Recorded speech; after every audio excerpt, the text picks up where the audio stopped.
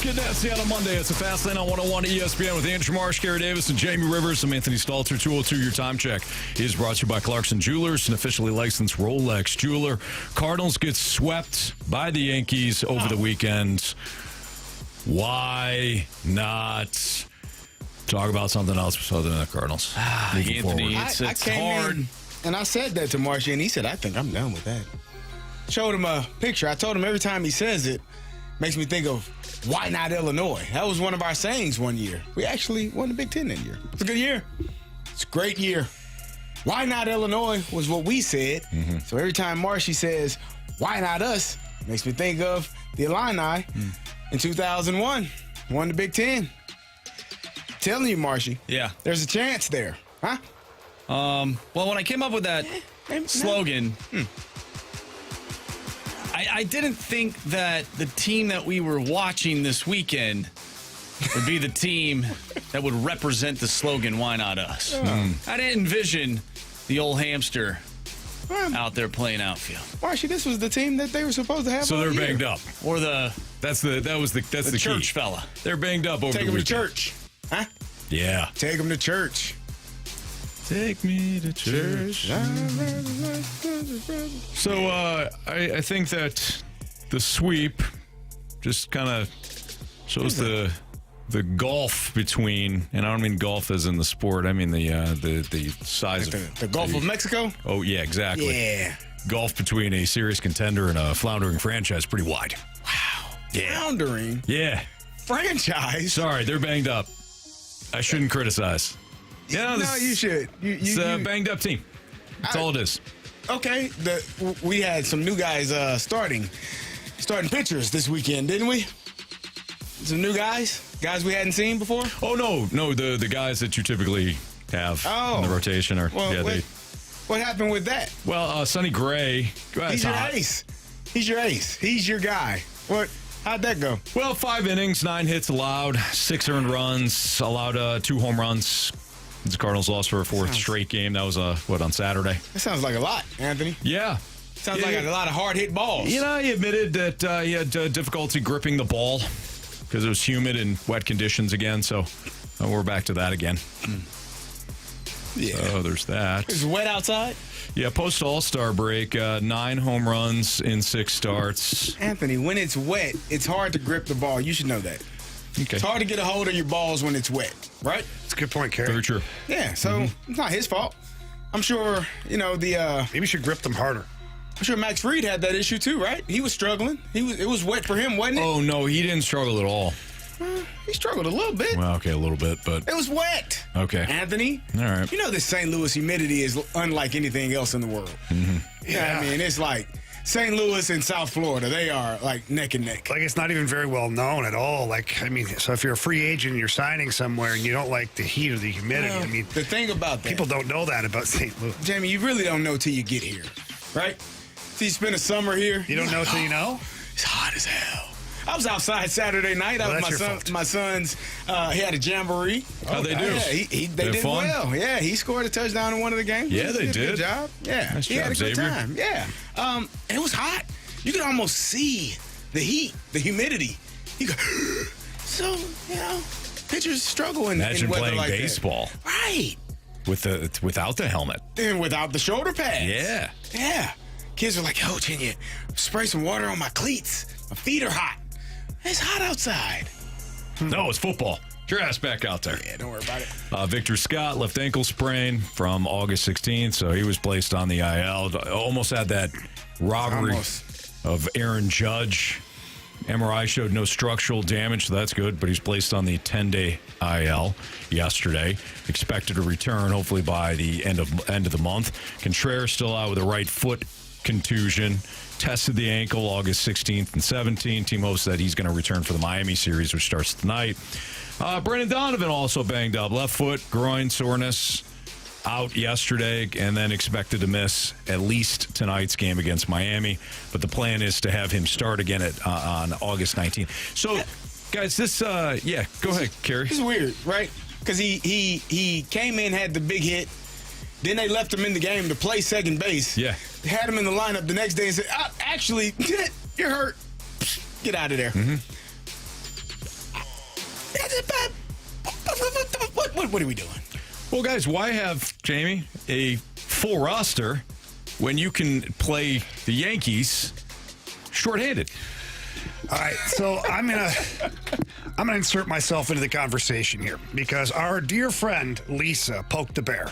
Oh, no. She did. She sent a tweet and she tagged Carey, myself, and you on the tweet. I didn't see this. Basically saying that Ollie Marmol is a terrible manager. He's got no stones, nothing. Because who in their right mind would manage a team shorthanded against the Yankees? Lisa, again, we love you. We love your passion. But that is not Ollie Marmol's decision. It's not his decision to not call up players. Every manager in baseball would rather have a full roster and a full bench to pick from. I guarantee Ollie picked up the phone or walked into Mo's office and said, hey, man, Donnie and Wilson are out. All I've got is the hamster and Poso on the bench right now. Kind of like when you gave me Carpenter and Crawford at the end of their career. Where you left me with no bench then. Remember that one? Remember that time, Mo? Remember when you did that? Yeah. We're there again. Can we get some players, please? Call up one of the kids. Give me the Blaze kid. He hit a couple of dingers. Call him up. Yeah, I know, Church. Fine. Call him up. Let's see something, right? So this is a front office decision. And I don't know why they'd make this decision. Because you can go retroactive for some of these. And I understand maybe they want to do a 10-day stint or whatever. I know there's ramifications to this stuff. But you just played the New York Yankees. You were only, at the time, 3.5 games back of the final wild card spot. And you got swept by the Yankees playing shorthanded. That doesn't seem like a great decision to me. Now, you may have been swept anyways, but at least you'd have been trying, right? And if it's a 40-man roster thing, like I told you in the office, you had Luken Baker on the 40-man for like 3 years, and that guy barely saw the light of day. And you're worried about these precious 40-man roster spots? You can't tell me there's not a 40-man guy that you don't even know his name that you couldn't take off of there. So am I irritated? Yeah, I'm irritated because what would be the motivation? Like, is it you're just not smart or you're cheap? I can't imagine it's like the money thing because this is just a couple of games for a young player that's probably making league minimum. Not probably is for a couple of games. Yeah. So I don't understand the decision, and you know, for Lisa to blame Ollie it's just asinine. Yeah, you're just trying to. I mean, there's just some people that feel as though that Ollie is to blame for everything. It's why the whole blame Matheny. The blame Matheny creed started in the previous rendition of the Fast Lane, where Ollie's just going to catch everything. He's working with a below either an average at best or below average roster, and then over the weekend it was a depleted one too, a depleted roster. There's guys on your bench you couldn't go to because of injuries. So I don't know what some people want him to do. Day to day, those guys, you don't want to, they'll be okay. They're just trying to get through. That's what they're trying to do. Well, you gotta send someone to the IL to bring someone up, right? Yeah, it's a lot of work. It's a lot of paperwork. Yeah. I mean, and heaven forbid they call up J.J. Wetherholt, who starts every game with a damn home run, Carey. No. I told you that the Cardinals are wise. The Cubs are idiots. That's why they bring their players up and let them play. Damn Red Sox idiots. Roman Anthony, you got to sign him to a contract. Look at you, dummy. Cardinals are smart. You know?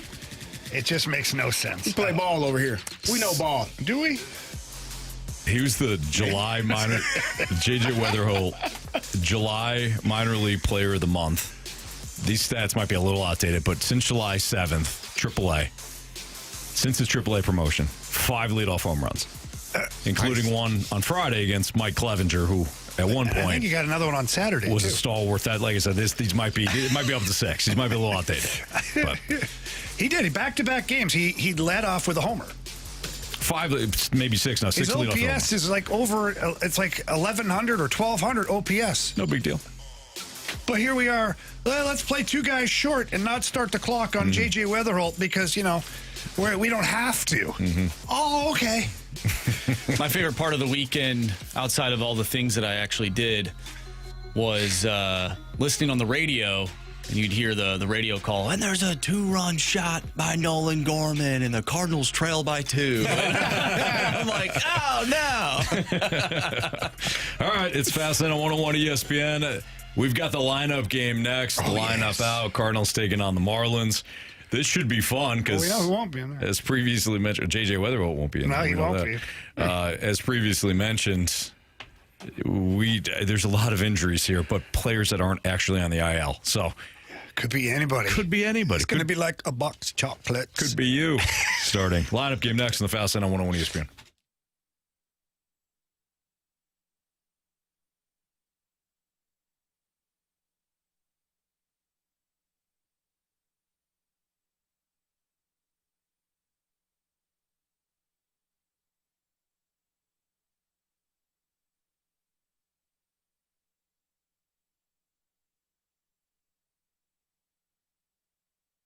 Circus Sports, they have got it going on. That's right. They've got a bunch of contests going on right now. They've got Circa Million, Circa Survivor, and Circa Grandissimo. Those 3 are the top ones right now. And let's talk about the Circa Million and the Circa Survivor. NFL season right around the corner. It's an amazing contest. It runs the entire season for the NFL. There's 21 million guaranteed prizes for both of those combined. And if the entries go above the guarantee, all that extra money goes right into the prize pool because Derek Stevens wants you guys to get all of that money. He wants to run an exceptional contest, and he wants you guys to win that money. You have until September 6th at 2 p.m. to sign up for these contests. Visit one of the Circus sports books in Nevada, whether it's Las Vegas, Henderson, Sparks, Reno. Once you register there, download the Circus Sports Illinois app, and you can operate everything right there in the palm of your hand. Circus Sports Illinois, the app is awesome. They've got the best odds out of any app that is out there. Tight money line splits, high betting limits. It's super user-friendly, and I absolutely love using it. So don't miss out on any of that action, whether it's contest or getting on the app and betting like a pro with your Circus Sports Illinois app. Don't miss out on any of that action. If you or someone you know may have a gambling problem, call 1-800-GAMBLER or text ILGAMB to 833-234.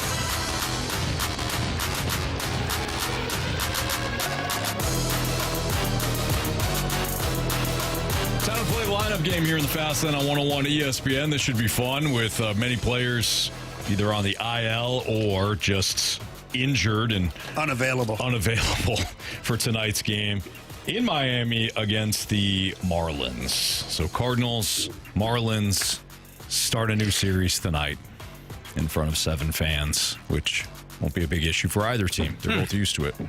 Perez, the right-hander, is on the hill for the Marlins. I think we finally get to what Jamie calls real baseball here. What? This is real baseball. This is how the way baseball was meant to be played. Because your shortstop is leading off. It's my opinion. Jamie, you want to do the honors? Since this is your thing. This is real baseball. Sure. This is a real lineup. Sure, let's do it. Show us. Mason Wynn. You're wrong. He must not be playing shortstop today. They moved him over. Yeah, I have no clue. It's got to be Donnie. Donnie's back, He's baby. hurt. Nah, he's hurt. It's got to be Newpar. Oh, God, yeah. I forgot about me. I thought he was hurt, too. He cramped up. Yeah. I was thinking about yeah, never mind. All right. Cramps are different, obviously, for football players than baseball players. It's not like you can sit on the sidelines for a few minutes and get back together. Mm-hmm. Yeah, you got to come out of the game if you cramp up. Right. Yes. There's no IVs and no electrolytes that can get in your system fast enough before the next half inning begins.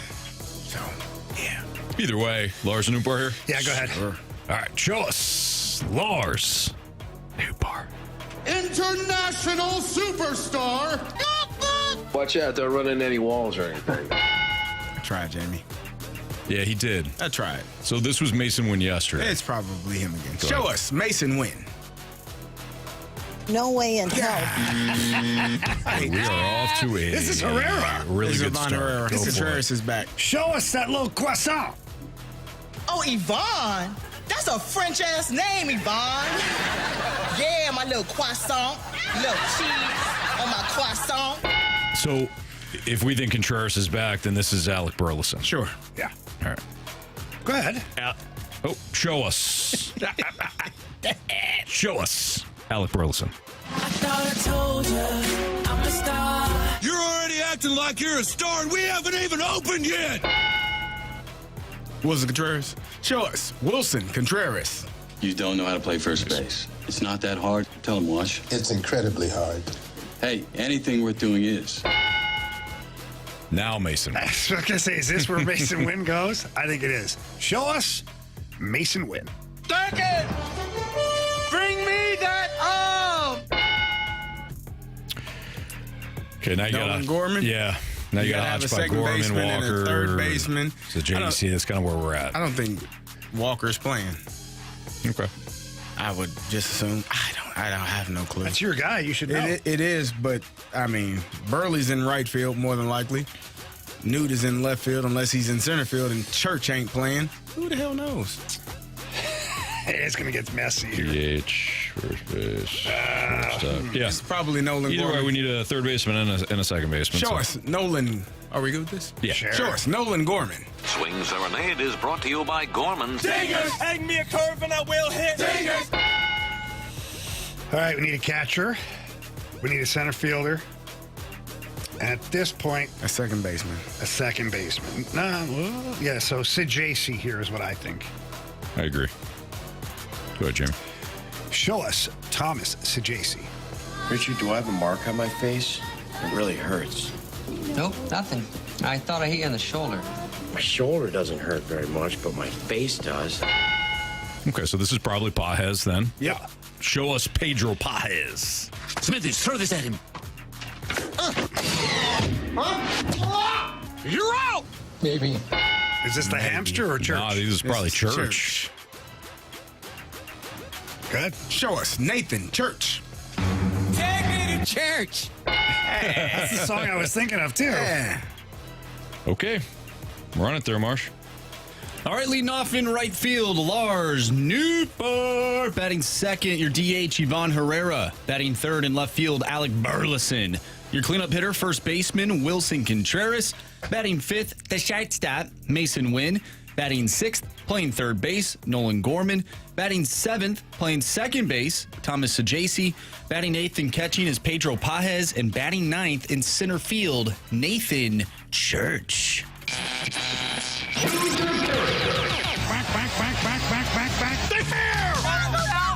Stay fair! Go fair, go fair! I don't believe what I just saw! Home run. Well, Jamie. Yeah. We all know it's you, followed by CD, then me, then Marsh. Yeah. Give me Nolan Gorman. Gorman. Big boy seeing the ball pretty good here. Give me Wilson Contreras.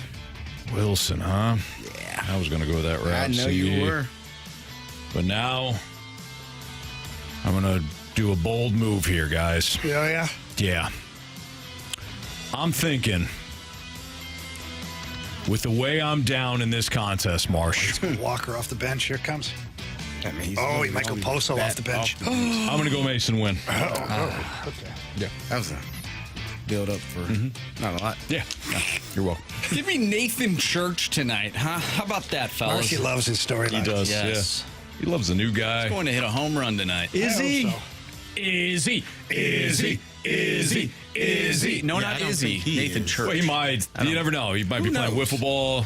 Is he? You never know about Izzy. He could Is be he? playing wiffle ball. He could be playing I told you I softball. saw that video of him running down sand dunes. Yeah, he's It's hilarious. an animal. He's a great guy. He could hit a home run somewhere tonight. Yeah, absolutely. We'll track that.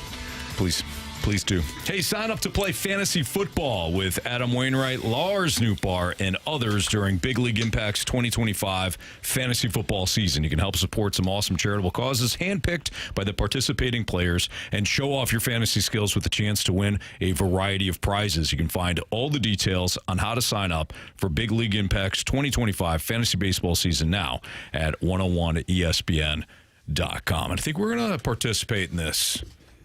I think we got a fantasy football team here for the Big League Impact. Looking forward to it. Should be fun. Carey's going to force us to pick all Steelers, I'm sure. Oh, yeah, here we go. I mean, why wouldn't you? Aaron Rodgers. Yeah. DK Jalen Metcalf, Warren. Jalen Warren. Yeah, here we go. Yeah. Defense for sure. I mean, what other defense would you want? Honestly, I'd be fine with that. There you go. Yeah, use your noggin. Mm-hmm. Good ball. Should we take the Steelers defense first? That's always smart in fantasy football, is take your defense and kickers early. That's actually the exact opposite of what you should do. Take a running back usually early on. The kid out of Iowa, Caleb Johnson's going to be good. Yeah. We got a team here, Jamie. You just keep your eyes open. Watch. Just pay attention. That's all you have to do, Defense Jamie. wins championships. I bet. Except in last I fantasy heard. football. Well, in fantasy football, no, not at all. You got to have guys that score points. I'm talking about real football, Jamie. Real ball. You know? You get your defense to gets after the quarterback. Solid on the back end. Jalen Ramsey. Play corner. Play some safety. A couple of guys have done that. Rod Woodson, Charles Woodson. You heard of him. Future Hall of Famer. All the Woodsons, really. All the Woodsons. Jalen Ramsey, future Hall of Famer. Jalen Ramsey, Woodson. Nah, I don't think he's a Woodson. Okay. And those two aren't related. They're brothers, but We don't know. those kind of brothers. Football players. Football players. They are football players. Yeah. Marshy? We got a text from the 314. I'm so done with this team. Why is Church in? Walker needs to play every day from here on out. Church isn't going to be on the team. WTF are we doing? Why the face are we doing? Yeah. Who knows, man? Who knows? Who really knows? I don't. Do you? I know it. You know what? I told you when I saw Marshy and he said, yeah, I'm over it. I'm done. When Marshy tells me that, when he tells me, I said, why not? He said, no, I think I've gone as far as I can go on that. I know. I feel bad for Pete, too. He was really... Pete's texting in. Really He's upset with you two. Well, he should be. He's upset with Anthony and with Marshy because you two were on the why not us train, and Pete still believes that this team can make it in the wild card. I'm just saying. So he's mad at us? Shameful. You guys gave up. It's only been 3 games. 3 games ago, you were like, yeah, why not us? But if you the look at Yankees it, come into town, you don't perform at your best. Not great. Yeah. But it's just one of 162 or 3 162. I won't speak for Marsh, but I'm sure he's got similar feelings on this, and that you've lost 5 straight, and Who's you really haven't done anything to warrant any sort of positive support since May. Football season's getting a little closer. Yeah, I feel like Marsh and I Training camp right around the corner. I for care the Blues. more about who the second quarterback is for the Vikings or QB2 than I do right now about the Cardinals, if I'm being completely honest. I'm not going to lie. I'm paying way more attention to the Cleveland Browns right now than I am the St. Louis Cardinals. You guys should be ashamed of yourselves. You're in St. Louis. Not you, Jamie. These two. Because they said, why? I mean, we've been off. They look. So let me get this straight. Pete is more pissed at you and I think so. for staying on the bandwagon when these two have not been on at all. Because you all jumped off of the bandwagon now. No, we're still on it. No, they said, hey, he's not. We're going to take a stop here. You can get off if you want to. And you did. No, we're not off. I'm not Marshy completely said, off. I said I think I might be off. I'm not completely off. Anthony's so far gone he can't even see the bandwagon anymore. He kept going. In my defense, he was like Forrest Gump, and he was running. In my defense, I got distracted when we stopped because I got off. I got something to drink and something to eat. And What'd you drink? And what'd you Bourbon. say? Yeah. What'd you say? Oh, no, they left me. I got lost. Okay. Yeah. And all of a sudden the bandwagon was gone. Yeah. Like, oh, But you guys. didn't go looking for it. He didn't yell. He didn't raise and jump up and down. He He was just tired, like, had a little bit of a buzz on. Yeah. I just kept walking. I was walking the other direction. Sorry. It's got to come back sometime.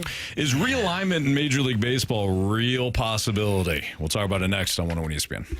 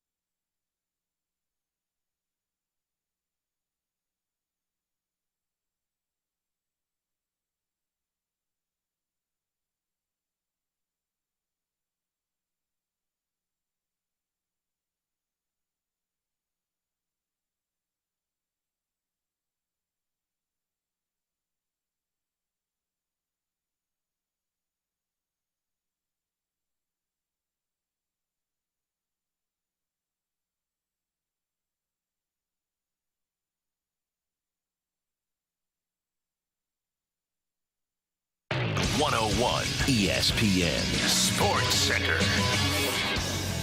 I'm Andrew Marsh. It's time for a Sports Center update driven by Johnny Londoff Chevrolet and Johnny Londoff Autoplex. The Cardinals are 5.5 games back of the Mets for that final wild card spot.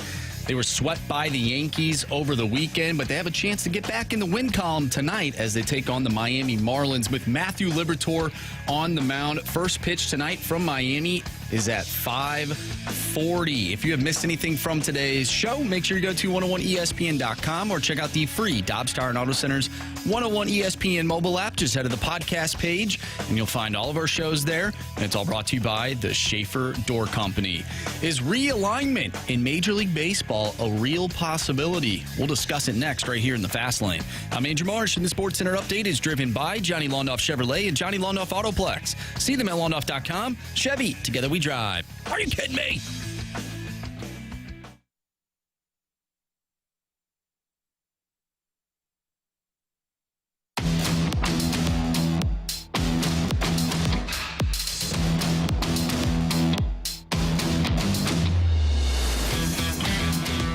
I think if we expand, it provides us with an opportunity to geographically realign. I think we could save a lot of wear and tear on our players in terms of travel.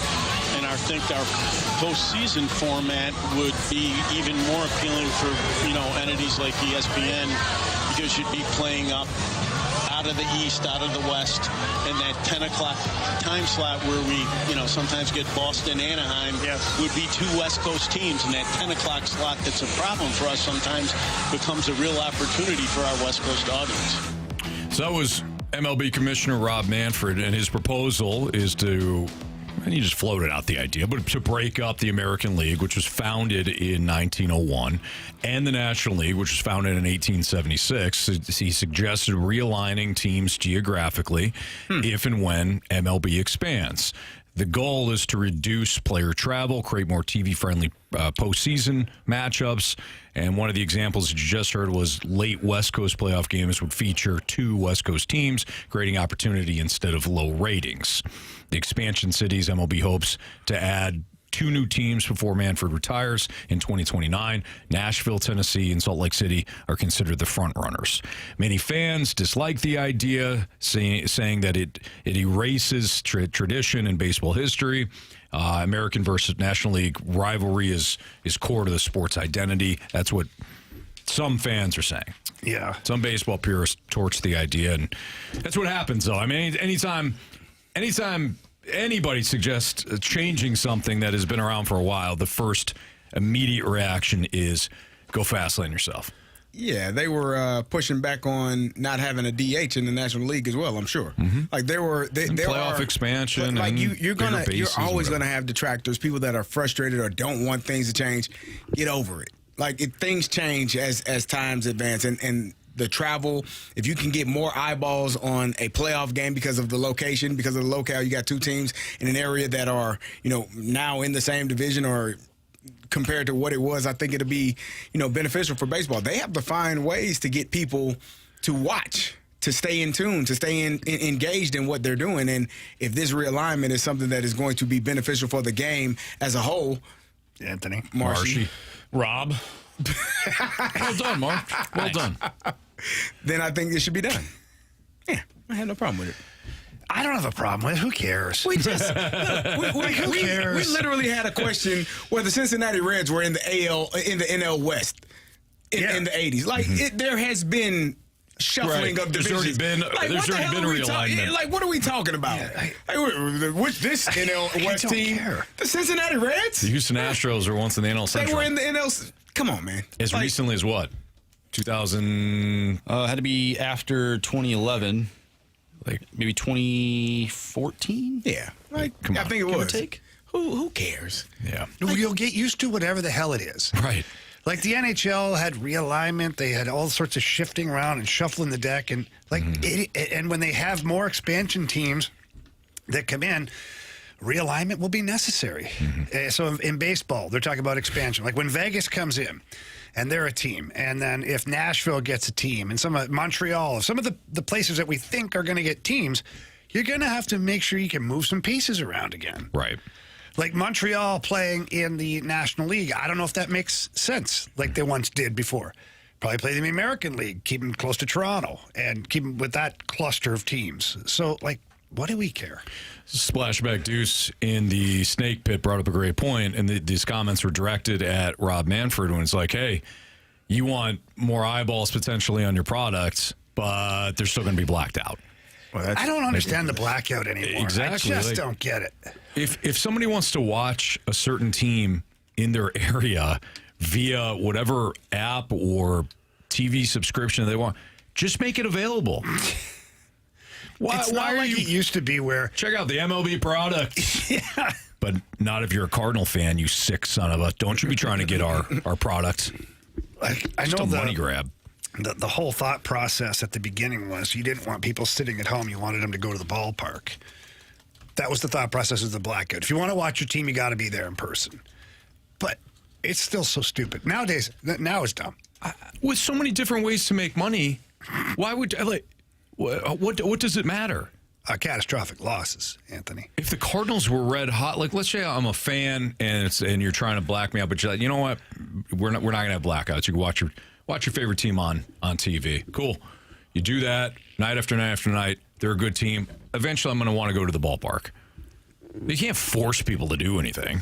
No. I just don't understand how realignment will make the on-field product better. Like, that's why people aren't watching. They're trying to think of less travel, less wear and tear. So, like, the Dodgers would play predominantly most of their games, because you're still going to have other games, other divisions. Most of their games would be West Coast. Like, you'd have them and, like, whoever's out that way. So you're not traveling 6-7 hours. Like, the Dodgers aren't going from L.A. on Sunday to St. Louis on Monday. Mm. But isn't that their own fault for integrating the National League, playing the American League, playing everybody? Because now you're traveling more to the East because you have to play more games out there, not only against National League teams, but now American League teams too. Mm-hmm. Why don't you play more games within your division? Help build up those rivalries within your division, because I think some of the divisions are crap. Well, they are. And that's what some of the owners were complaining about before, is the crappy divisions where teams could just stockpile points or wins because they play their own crappy division 8 times. Well, I'm glad you brought that up. Imagine if a team would benefit from that. Yeah. I mean, I can't think of one off the top of my head, but I'm sure there's got to be a team. You would, honestly, you'd probably just have the mentality of, if we just get in. Yeah. Marshy's mad. Go ahead. Well, I'm looking at so Jim Bowden proposed Bobby's brother realignment. I saw that. That was weird. But some of these divisions stink too. They do. How do you not have the Cubs and the Cardinals in the same division? That's my point. Like, you brought up the NHL. One thing that bothered me about the Red Wings going to the Eastern Conference was that pretty much eliminated that historic rivalry between the Blues and the Red Wings. Well, and the Red Wings and the Avalanche, all that stuff. And the Blackhawks. But Mike Ilitch had more money than the league at the time, and he said, I'm tired of my team being the only team in the Eastern time zone. I'm playing in the Western Conference. Mm-hmm. So they said, yes, sir, Mr. Ilitch. I'm not saying that Jim Bowden's realignment divisions are what it would look like, but you don't even have the Cubs and the Cardinals in the same division. No, that's BS. So he said in the East, the Red Sox, Mets, Yankees, Phillies. In the North would be the Reds, Guardians, Tigers, and Blue Jays. In the Mid-Atlantic, it'd be the Orioles, an expansion team like Charlotte, the Pirates and the Nationals. That's a hell of a division. Boy, that's a competitive division, huh? There's that one. Southeast would be the Braves, Marlins, Nashville, which would be an expansion team, of course, and the Rays. Hell of a division. In the Midwest, it would be the Cubs, White Sox, Brewers, and Twins. In the Southwest, it would be the Astros, Royals, Cardinals, and Rangers. Pacific Coast would be the Rockies, A's, Mariners, and Giants. And then the West, the Diamondbacks, Angels, Dodgers, and Padres. So you would not get Giants-Dodgers either in Jim Bowden's realignment. I think his realignment's wrong. I would say so. I know it's just his opinion, and we could sit here all day and formulate our own realignment. But I think you can have a balance between the realignment, keeping some of the traditional rivalries, and then also realign to make it more geographically sound. I don't think you need to remove the Giants and Dodgers from the same division, nor do you need to remove the Cardinals and Cubs. It could still work. Yeah, why would you do that? Chicago's 4.5 hours away. 5 hours. I would actually have St. Louis, Chicago, Nashville, because you already have. If I'm MLB, I got to look at the St. Louis and I look at Nashville. You already have a great rivalry of Blues Predators. Why not feast on that? Yeah. Same fan bases, different sports, but same fan base. So you got the Cubs, Cardinals, Nashville, then throw another one in there, whatever. But there you go. There's some games that you want to go watch. Right. Yeah. I don't like it. Marsh doesn't like it, and he's got what's trending next on 101 ESPN.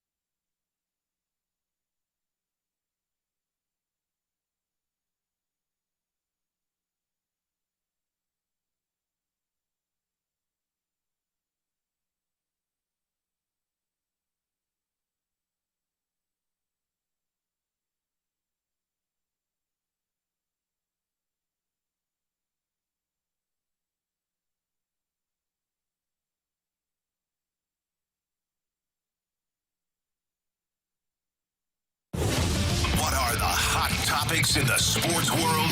What in the wide world of sports is going on here? It's time to find out with What's Trending? Brought to you by Elite Comfort Experts. Heating and cooling with no gimmicks, just guarantees. EliteComfortExperts.com.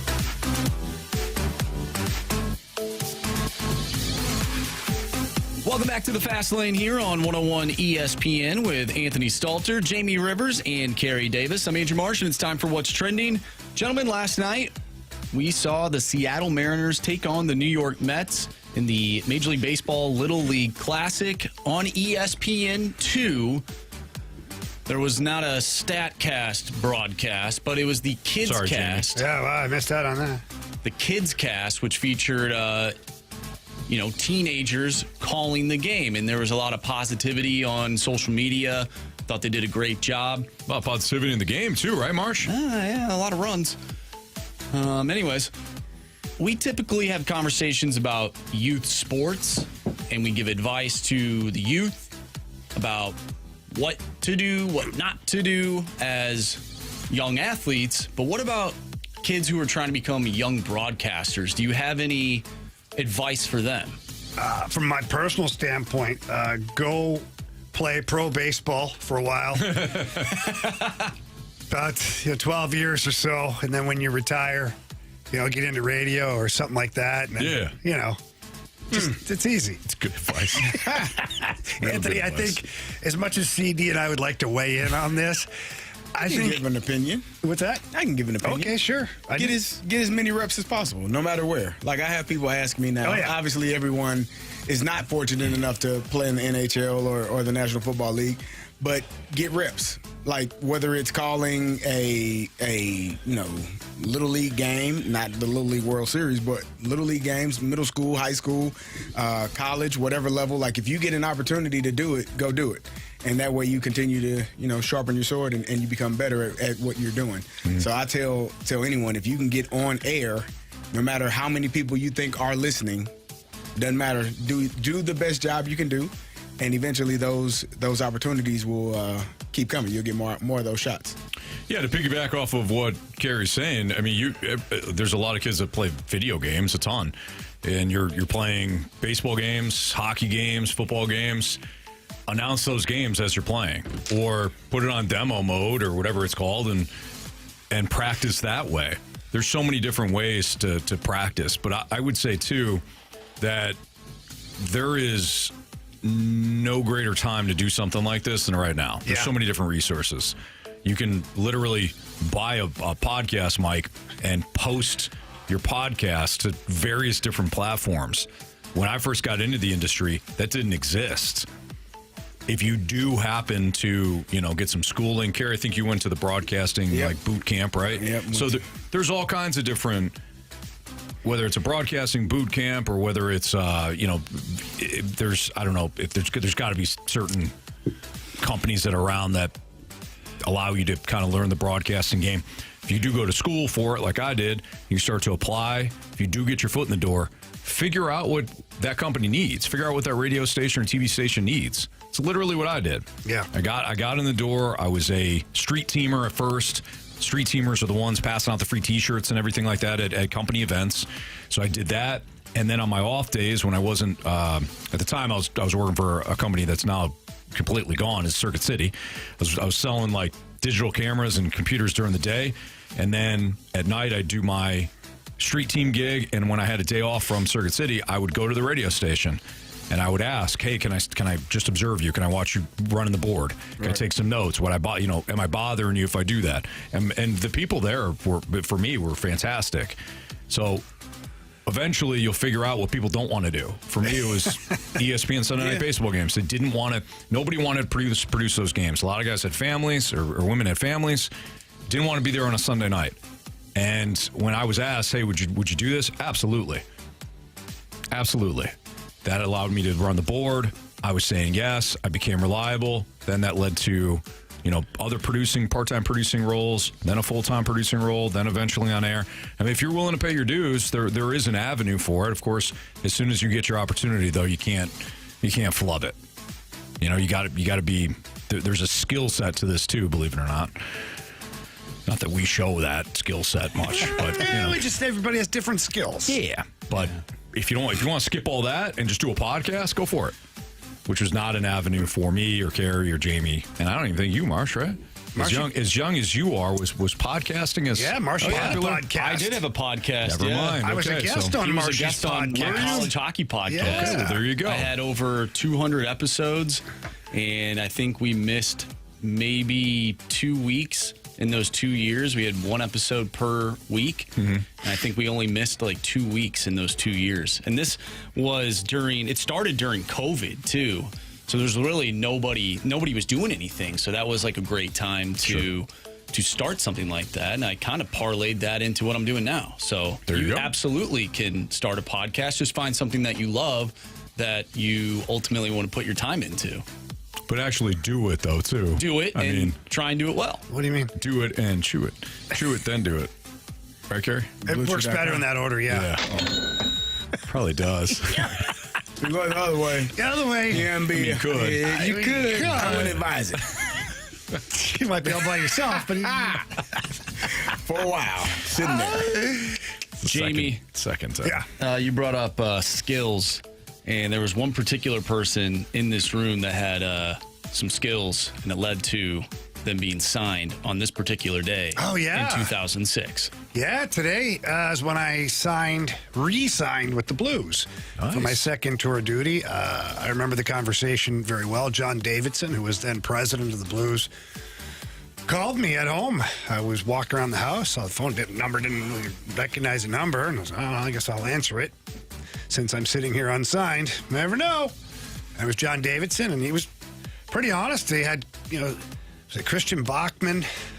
He was hurt. They had a couple of defensemen that were hurt going into the season, and he's like, listen, all I can guarantee is you're going to get a spot out of training camp, and we go from there. And so he gave me a chance to play and finish out my NHL career as a Blue. Beautiful. Do you think that if you didn't have that second tour here in St. Louis that you would still be in St. Louis? Yeah. You do? Okay. Yeah.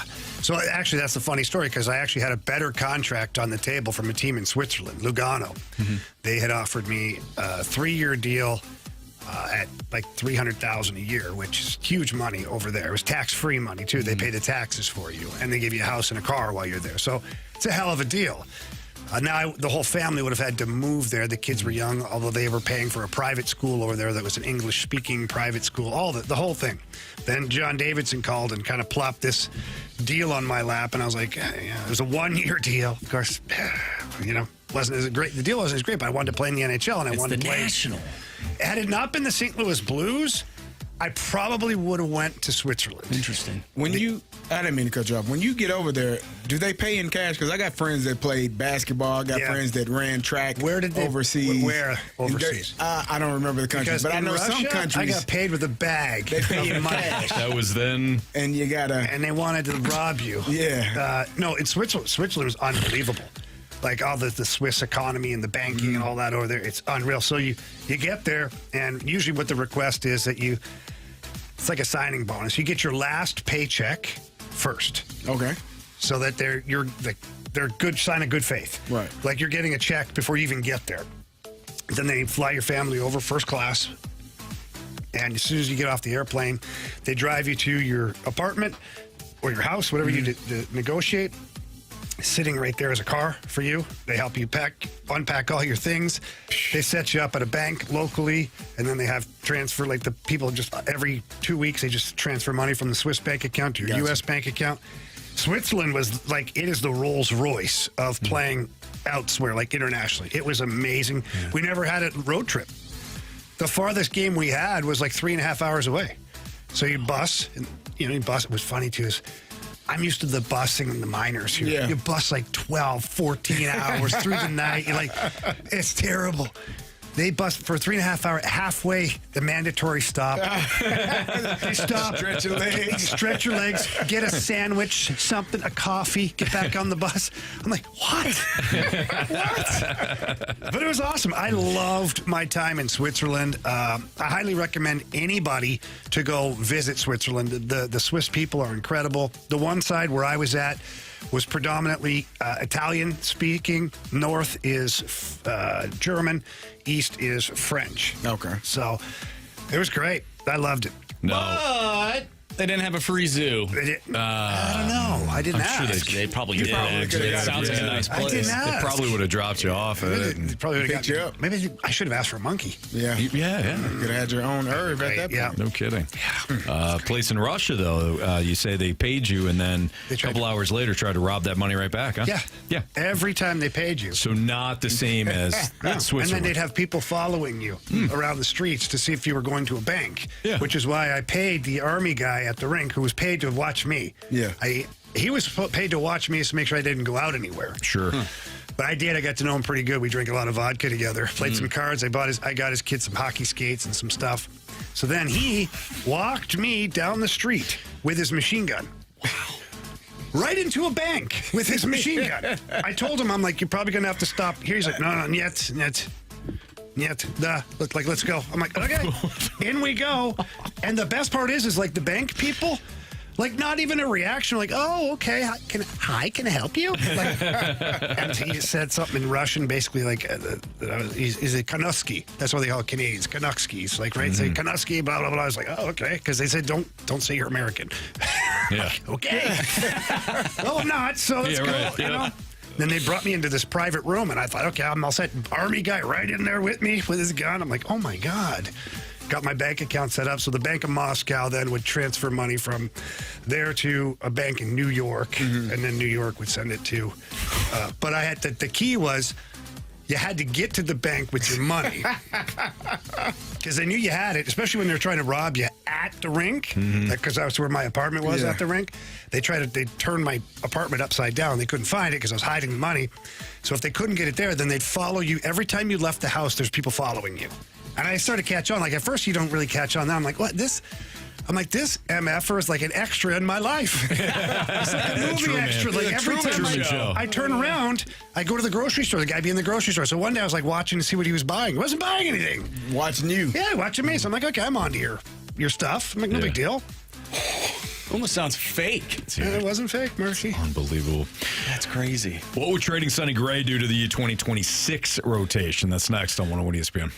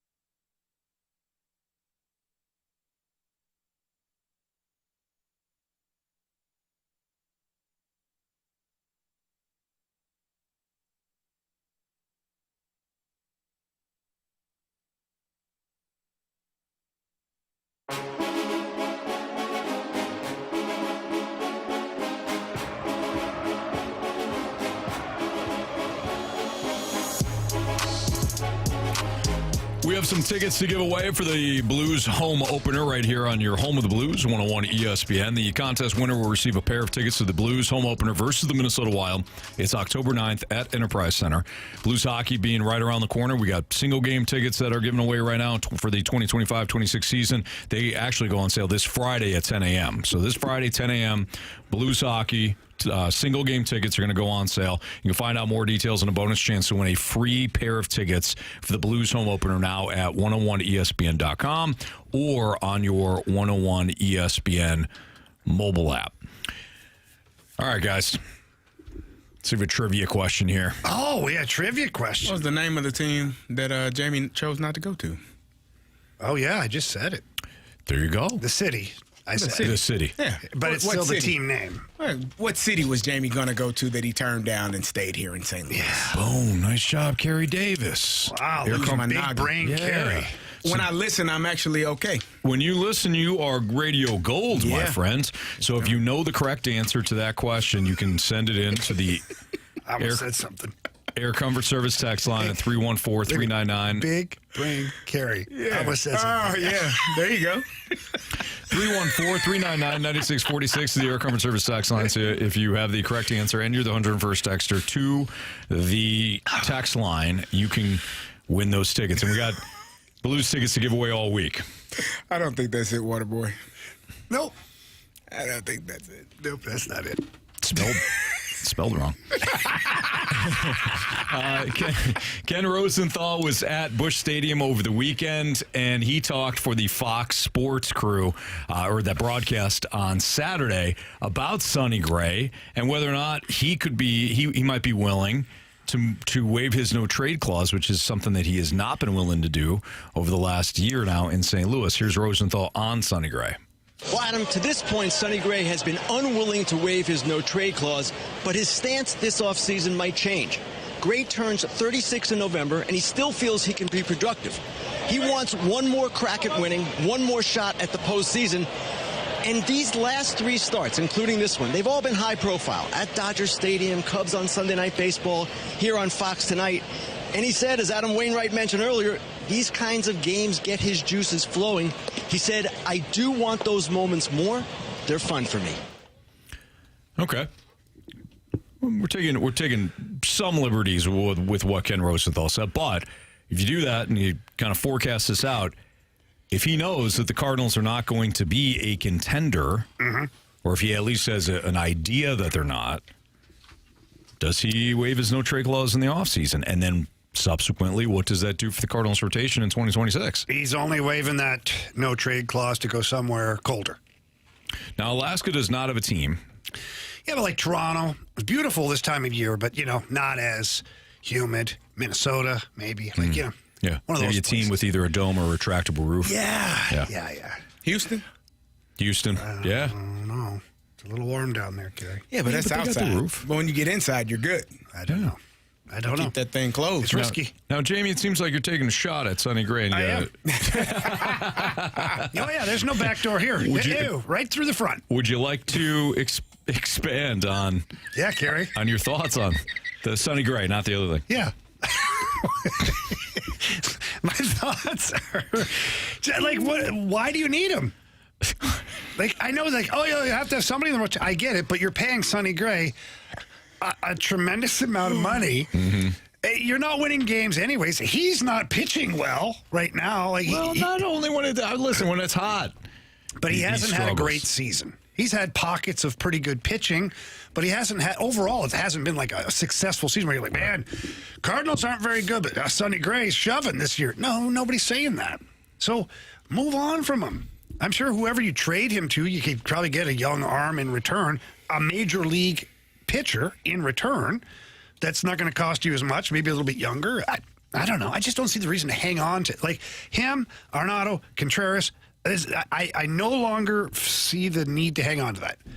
When you're going with all these young guys and your lineup, now you're going with short two players for a whole series, like, what are you doing here? Why would you even worry about hanging on to Sonny Gray?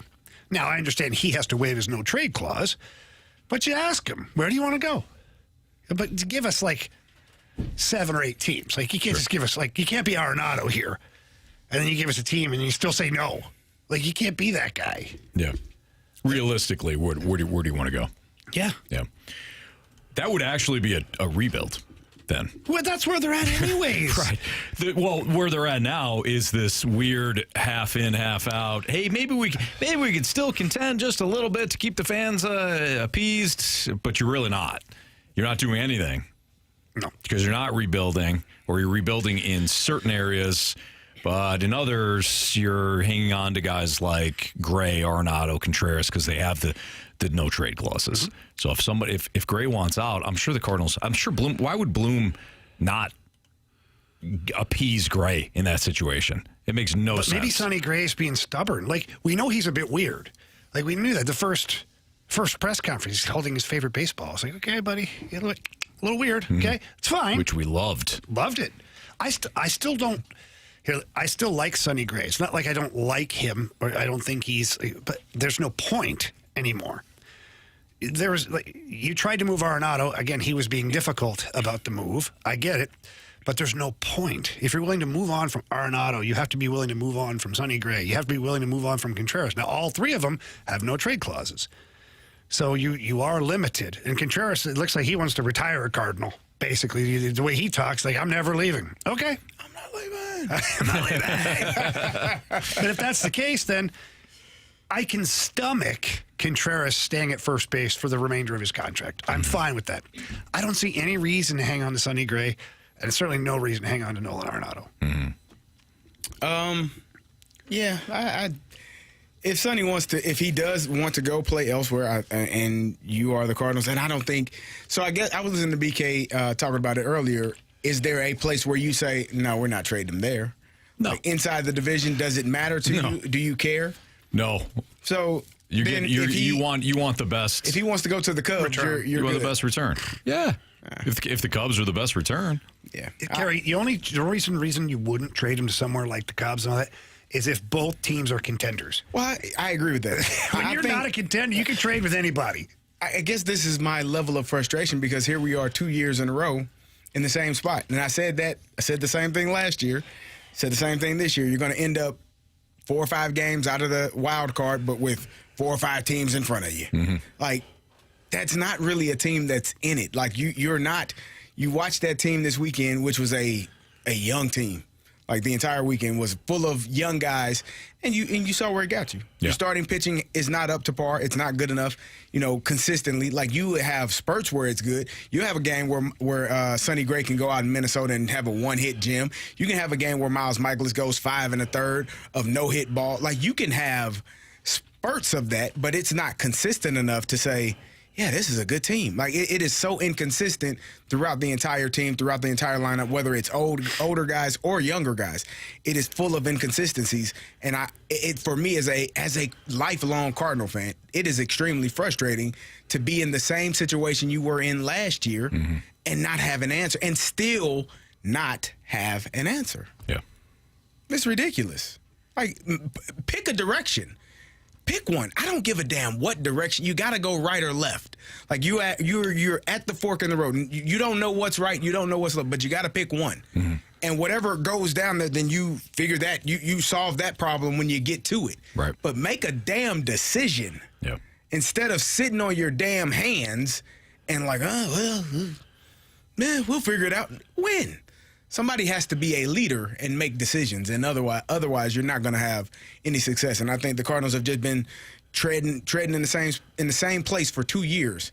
Really, they may have taken a step forward since 23, but you ain't much further. No, baby steps.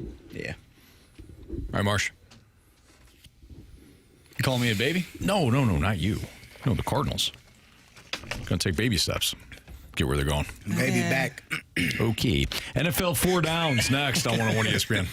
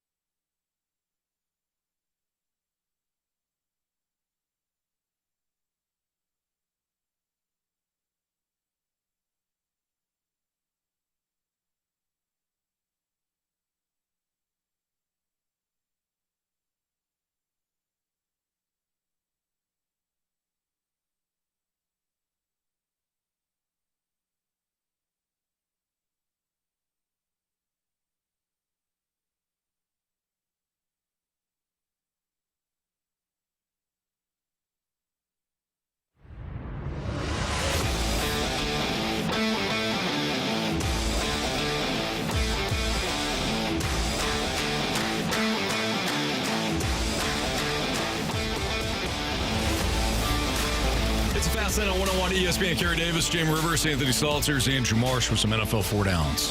First down. All right, gentlemen, do you think Dylan Gabriel was referring to Shadur Sanders with his entertainment comments this weekend? I don't think he could have been talking about anything else, quite honestly. And he says the media. He said, "Oh no," his backtrack was I think the next day at the press conference. He was like, "No, I meant like I'm here to compete for my job, and you guys are the entertainment, like the media." No, they're not actually. The media is not the entertainment. Like if they're maybe TV personalities, maybe it's a stretch. He absolutely was talking about Shadur Sanders. And that was a really dumb thing to do, is to say something stupid like that. Just go out and just beat him out of the position. Yeah. If you're worried about entertainers, just play better, which he didn't. So that's really more his problem. So that's my thought on it. So this is exactly what he said. He said in an interview during the game after he was done, there are entertainers and there are competitors, and I totally understand that. My job is to compete, and that's what I'm focused on doing. Of course, we're doing this interview mid-game, but it's something that I'll get used to, and I just want to be the best teammate that I can be and create an environment where we can all go out and do our best work. That's all we want to do. I mean, he could have been talking about the media. Read the first part again, Marshy. There are entertainers and there are competitors. Okay, stop right there. Hey, come on. Why would he be talking about the media? It's in the middle of the game. He's giving an interview. He could say there are entertainers and then there's football players. Yeah. You could say that not entertainers, then competitors. Like, what? Yeah. I find it. Carey, your thoughts? Yeah, I feel like that was some PR cleanup on aisle 6. Yeah, make it about the media. Oh, sure, sounds good. It doesn't have to make sense. Just say it with conviction. Will do. And that's what he said. But I do think, and only he knows, but it felt as though he was talking about Shadur Sanders, entertainers and competitors. And, it is, they are competing for a job. They probably are not best buds. They are not, going to go out and have drinks together. One of them may not be on this team at the end of training camp, at the end of this preseason. So, they don't have to be best friends, or you don't have to speak highly, but you probably shouldn't say anything at all. You have nothing good to say, especially in this situation. But it was said. He's going to, backtrack, and we'll move on. But I do think it was about Shadur. I don't think it was any doubt about that at all. Shadur getting hurt almost benefits him because he had the good film in the first preseason game. Then he gets hurt, and it's like, hey, let's go watch my film against the Panthers. Well, yeah. We cool? They're going to reference the film and say, imagine what he's going to be after a few more starts, sure. Like once half a season of practice, or like whatever. Like, yeah. It worked well for him. Yeah, I will say, not that you want to be hurt, but the timing. But even if you wanted to be hurt, would it? And then you allow Dylan Gabriel goes out. He didn't have a poor game, but he did throw a pick six. He did fumble. To me, that was on his receiver. The pick six? Oh, yeah. The pick six, he passed it right into the guy's numbers. Well, the guy stuck his hands out and then pulled his hands back in, which allowed he threw it into the numbers of the defensive player. It's almost like, remember that one? Who was the one guy for the 49ers got hit in the chest? They would have went to the Super Bowl had he intercepted it. Oh, Tart. Jaquiski Tart in the NFC Championship game. He got hit so hard in the numbers, it scared the hell out of him. Yeah. It was like that to me. Yeah. I'm just saying, go look at the tape. His receiver was there with his hands, and then he pulled his hands back. And then it went right to the defense. I'm not saying that he had a fantastic day. Should that play selection have been the one he picked? That was, I'm looking at it now. He threw it. That is, it ain't his fault because somebody's wrong. They had the two receivers in the same spot. That's what I'm saying. Both of those guys were wrong. One of those guys was wrong. And the tight end pulled his hands back because he thought he was throwing it to the other receiver. By 24, though. He threw it right between the two of them. He didn't throw it to either one of them, if I'm being honest. Well, he should have threw it away. If he knows that those two guys are in the wrong spot, he probably should throw that ball away. Kind of hidden, though. It's a rookie quarterback. Yeah. You can't pull your hands back. Wait, can you bring that back a little bit? I'm not blaming the tight end on it. He thought he was throwing it to his teammate. Not much of an effort on this, though. His eyes are to 16. Oh, yeah, that was... His eyes are to 16. Yeah. But You look can at see the it. effort You can after see it initially. If I threw a pick six and I knew I was up against Shedeur Sanders, I'm making this tackle. He did stop.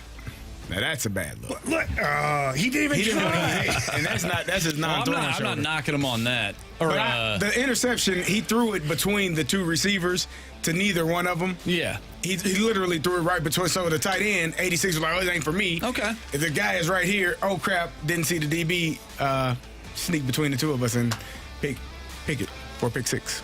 Marshy's got his Browns hoodie on today. He's all in. No. My gosh. Looks Not good that on you. dumb. Ah, the orange looks good on you. It does look good. No, this is more of the burnt orange. More of a Tennessee. Whoa, are you saying something? Because you have to make an announcement. Why not Illinois? Is the picture that Carey showed me earlier today. I'm going to post that picture. Because you do have to make by call Friday on this. What's it? My college football team. College football team. Oh. I have till Friday. We all picking a team? I think so. I think it'd be fun. I got one. Oh. What? Carey, we know. We know. You got one? I do. You are you moving on from that team? I'm protesting. He needs a realistic team. I agree, Marshy. Power 4 team. All right, I'll pick a team.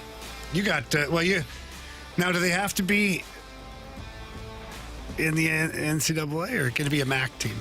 They're in the NCAA. You disrespectful. You disrespectful. You know what? I'm just wondering, randomly, of course. I'm protesting until the coach is out. Like, is the MAC actually like competitive, or is that like recreation? I'm wondering. Carey, help me out. That's a good question. Is there any other conference that performs on Tuesdays? No, because they're scared to. Because everyone else knows. Because that's the highest viewer rating for sure on Correct. Tuesdays. Yeah. What else is on? Nothing. Nothing. You're exactly. welcome. Still America. isn't anything on. Yeah.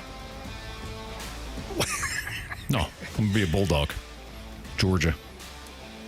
Well, how do you get that? Do we establish? Why the hell would you go with Georgia? I've been saying Georgia the last couple of years. But do we have an order of picking? What if I wanted Georgia? You know what? You got Georgia in the playoffs You with did. your illegal spin here. Yeah, buddy. Or else I would have Georgia. Nope. The wheel still it was wrong. So the configuration being wrong altered who would go next. Yeah. You don't even want Georgia. I do. I don't. I want But the Georgia Bulldogs. I'm just trying to find out if we have any order to this at all. Oh, okay, Carey, would you like Georgia? No, I don't. Marshy? No. Go Dogs. We have till Friday? Yeah. Yeah, I might. Fine, then you and I are going to be together on Georgia this year. It's ridiculous. All right. Fast on Second down. 101 ESPN, second down. Yeah. Real quick here. I forgot what we were doing. Rams. I completely forgot what we were doing.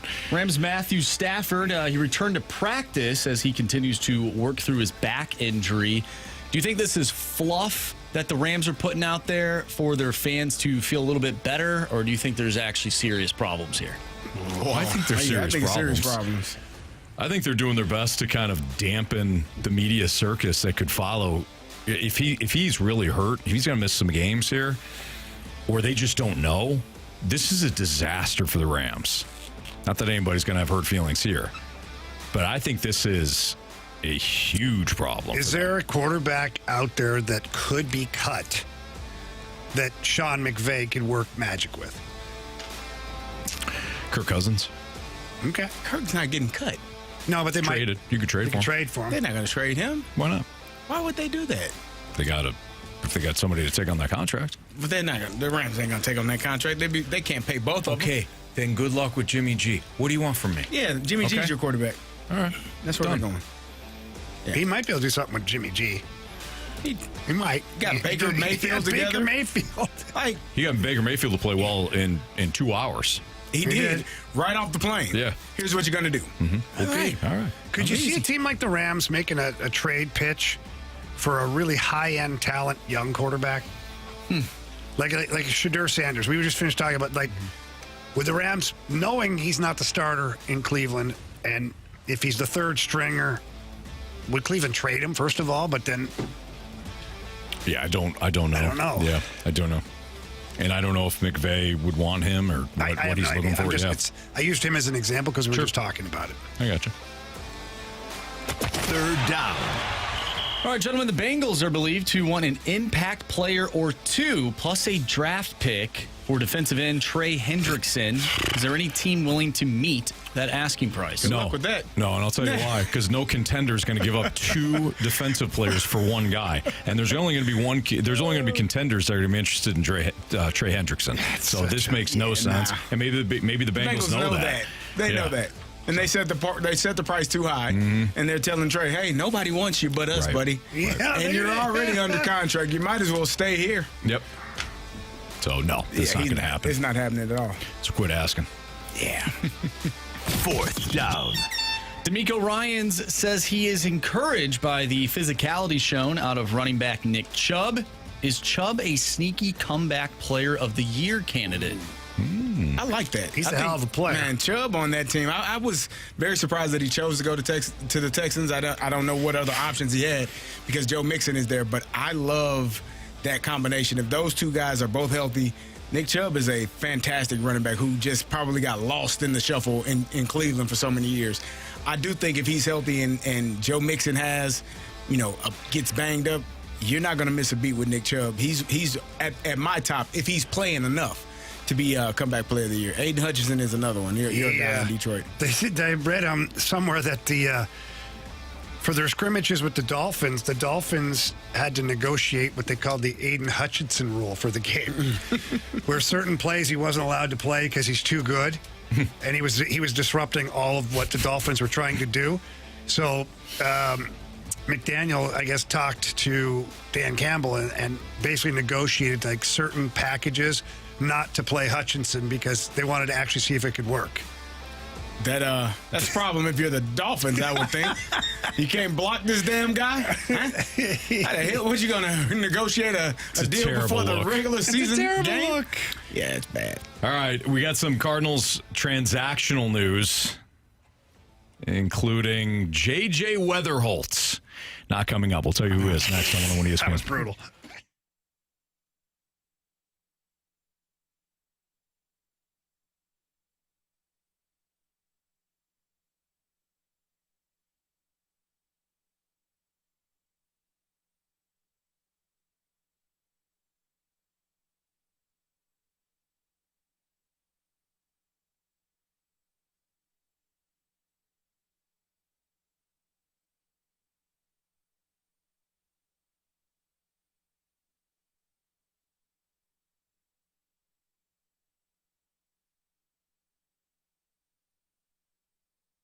I love Mosby Building Arts. I really do. I love that they worked on our house at the in the Stalter household, and they came in and they did such a fantastic job of not only replacing doors, but they did a great job of making sure that the issues that we had with water and everything in our basement was solved as well. And it was because of those doors that Mosby said, "Hey, we got to remove these back patio steps because that's where your actual issue is."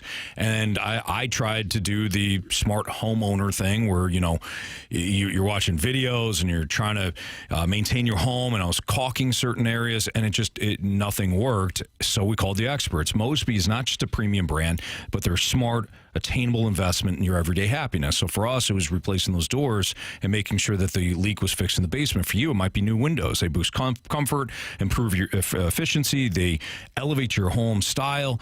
And now through August 31st, you can save up to $5,000 on new windows installed by the Mosby experts. You don't have to have all the money up front. They offer flexible payment options so that homeowners can enjoy a beautiful functional space now and then pay over time. So whether it's kitchens, windows, sidings, a new fireplace to boost the look and feel of your family room, call Mosby. You won't regret it, and do so now before August 31st. So in that way, you can have your project set up and you can take advantage of the $5,000 off your project. Details at callmosby.com. Again, callmosby.com. Tell them Anthony Stalter sent you. Mosby Building Arts, the right remodeling company.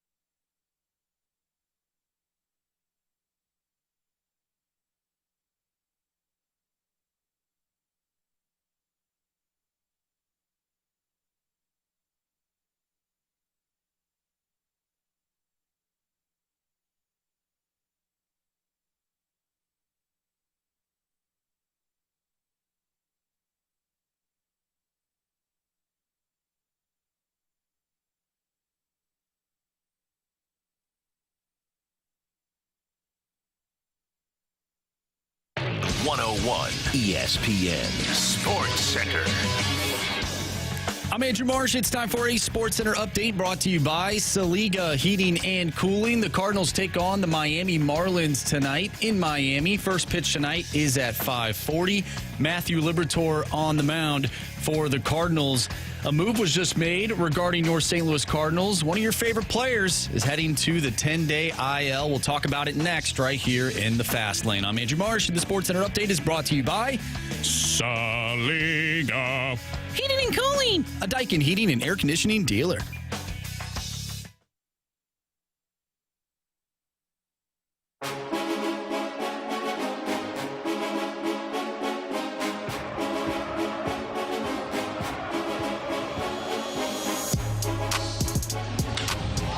There's a drive by Wetherholt.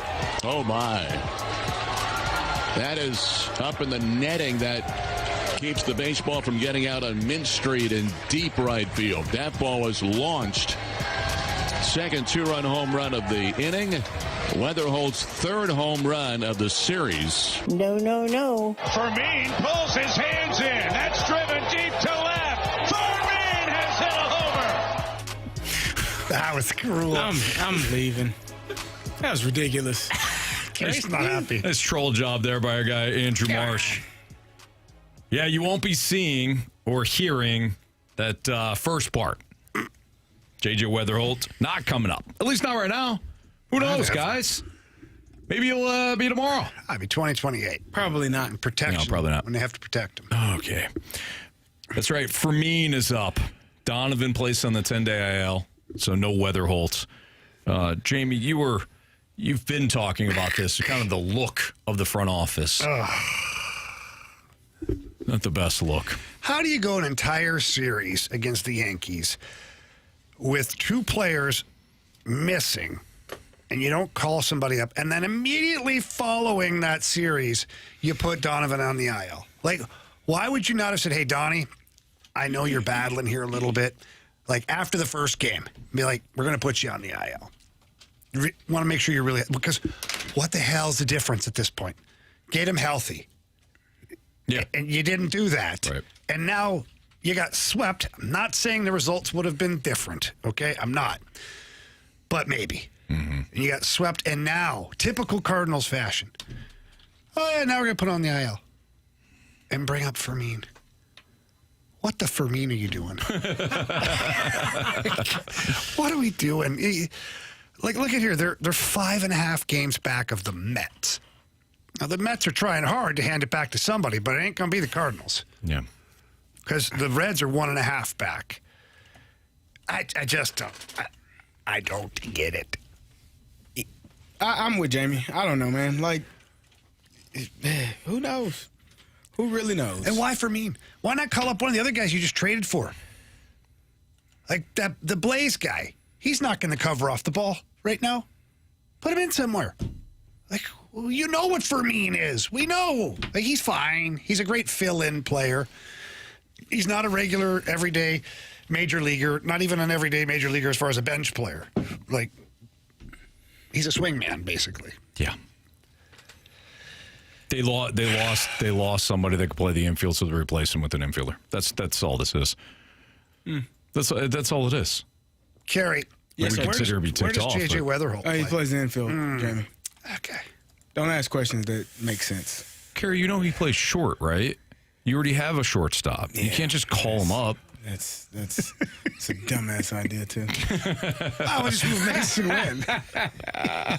Yeah, right. One of the best defensive shortstops in the league. Yeah, just threw somebody out from his Cardinals. Just threw somebody out from his ass. Yeah, in shallow center field. That guy's pretty baller. good. Yeah, he's gonna be really good over at third. Yep, probably. I'm not somebody that thinks that teams have to appease the fans with every single move. But you do have to have some sort of, hey, I know that you are our stockholders. That's what fans are. They're stockholders. Mm-hmm. When the company's doing well, they buy in even more. When the company's not doing well, you're not going to get my money. They're stockholders. And when the product is down, people are pissed. There's like zero sort of pat on the ass from the Cardinals when it comes to the fans. Let me give you that a little bit. Nothing. Tease you just a little bit? Just straight, we don't care. This goes back to my argument last week where when Mo announced that probably not going to see J.J. Wetherholt, why the hell would you do that to your fan base? Like, even if the plan is, okay, we're not going to see him, why say that? And now, watching him deliver every single night in Memphis, at some point, maybe you go, okay, maybe this is the player that it's okay to start his clock. Maybe it's okay. Maybe he can be here next year. We shouldn't worry about this protection. We shouldn't, this is the guy. Let's see it. And then at the same time, let's give our fans a reason to show up to the ballpark. If you knew that going into the next home series, J.J. Wetherholt is called up, he's going to start every game at second base, let's just say. You're probably going to want to check it out. I'm going to go check out this Wetherholt kid. And if he, by all means, if he plays well, now you're bought in. Cardinals just are missing the mark here. Like Mason Wynn was there, and Jordan Walker were two players that people were super excited to see. Mason Wynn came up, didn't do all that well, came up the next year, played incredible defense. Jordan Walker, we know, has continued to be inconsistent. You need to give your fan base something right now. They're starving for a reason to love this team. And you're giving them nothing, and you're actually spitting in their face by telling them, well, it has nothing to do with actual on-the-field baseball. It has everything to do with paperwork and starting the clock, and we don't need to do this because it's not protection time. Right. There is a certain mark, too, that they don't want to bring him up. I'm assuming they don't want to bring J.J. Wetherholt up so that he plays enough to qualify as a rookie, which I do get because next year. But what if he's that player? Who cares? No, Jamie, because if he wins Rookie of the Year next year, then you get a draft pick for him. So I understand there might be a certain. What's the number of games? I can't remember. I think it's coming up, though. So to your point, once they get past that point. They got to be well past the point. I don't think they are. Winning Rookie of the Year. No. What I'm saying is, for being qualified as a rookie. Exactly. If he plays too many games, he gets qualifies as a rookie. Got you. This year, he obviously isn't going to win Rookie of the Year this year. Correct. So next year it would be, you want him. But beyond that, Jamie, I do agree with you. Beyond that, it's like, just give the fan base a little something, and you know what? You're giving yourself something too. Just say you're creating a little buzz. Just say, hey, look, we know that this kid is going to be the real deal. Mm-hmm. And with that being said, he'll have every opportunity next year to win Rookie of the Year. So from an organizational standpoint, it makes more sense for us to wait until we reach this threshold, and then we'll probably see J.J. Wetherholt. Yeah. Boom. Mm-hmm. So you'll get him for this year, and then next year we think he's going to be Rookie of the Year, so you should be excited. Right. That would be simple. It's so freaking easy. Instead, it's, hey, I think you're going to bring up your kid, Jay. No. We don't have to protect them. And by the way, that year is 2028. So get comfy, folks. 130 at-bats or 50 innings pitched in the majors. There you go. 130. Or 45 total days on the active major league roster. There you go. Is it 45 days or games? It says 45 total days. Okay. On the major league roster during the championship season. You're getting close now. During the championship season. If you get past the threshold and we still don't see him. Like, I'm sure we won't, but it's like, what are we doing? Yeah. All right, it's the Fast Lane on 101 ESPN. There's a ranking of each NHL's team's best defensemen. Oh, baby. And their order. Let's talk about the Sharks. Carey, you told Jamie not to look at the list, right? He asked me if I wanted to know. That we bantered back and forth, and then we both decided that the best way to do this is to not know. Yes. Another list. Find out where the Carey. The Blues' best defenseman is in. And where he ranks next on 101 ESPN.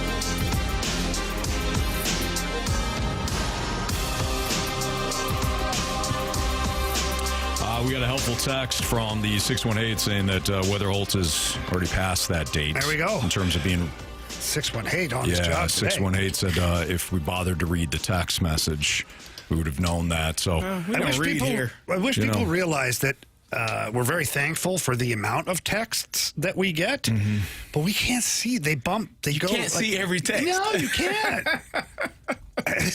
You don't get to see every one of them. Guys, if I may. You might not get a response for, I don't know, maybe months. Forever. Yeah, maybe forever. The best way to reach us is to send us an email. Yes, emails are always preferred. I got an email once. Yeah. Positive, I'm sure. Yeah, oh yeah, it's very positive. So I'll just let everyone know. I should have known that. 618, and you're the best. Around something. All right, boys. Who's ready for an NHL ranking? Let's go, baby. Jamie. Yeah. All right, so I was looking at Bleacher Report earlier, and I asked Jamie, did you see this? Did you see this ranking every NHL team's best defenseman ahead of the 25-26 season? So this ranking, everybody loves a good ranking, right? It's a simple concept. You take the best defensemen on each team, and then among that group, rank them to discuss and argue about who is the best. Now, Jamie, Blues got a few defensemen. Right? Some really good ones. Really good ones. How do you want to do this list? Do you want you probably know who the number one defenseman in the NHL is? Probably Cale Makar. Ding, ding, ding, ding. Give that man whatever you want to give him. He's correct. Yeah, you're right. I can get whatever I want? And not whatever you want, Jamie, but in the rules of this game. Sort of, kind of. So Cale Makar is checking.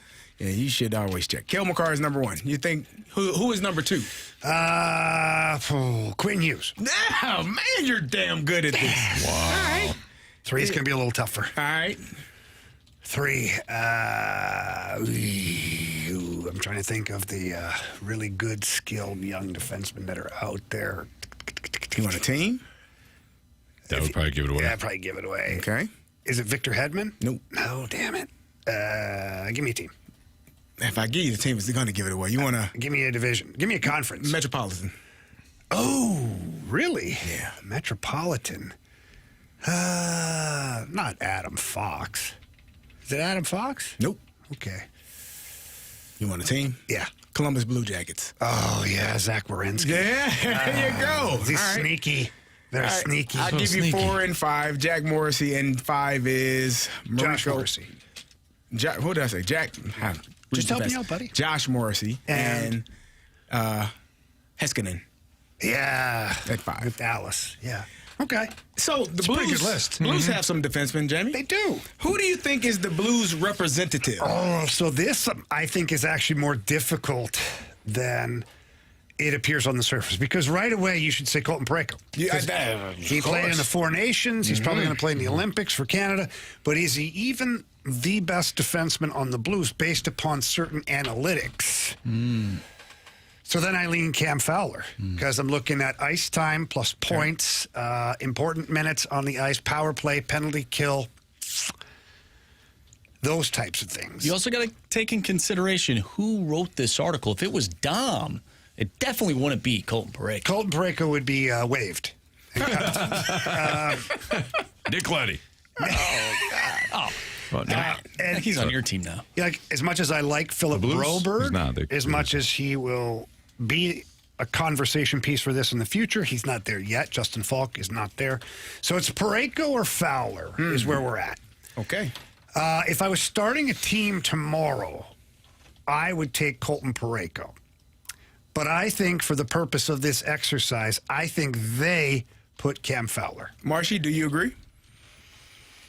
I gave you a couple names. I mean, I kind of do because I feel like Colton Parayko always flies under the radar nationally. Like, I don't think he gets enough credit for how good he actually is. And because Cam Fowler had such a great playoff, perhaps this person believes that that will carry over into next season.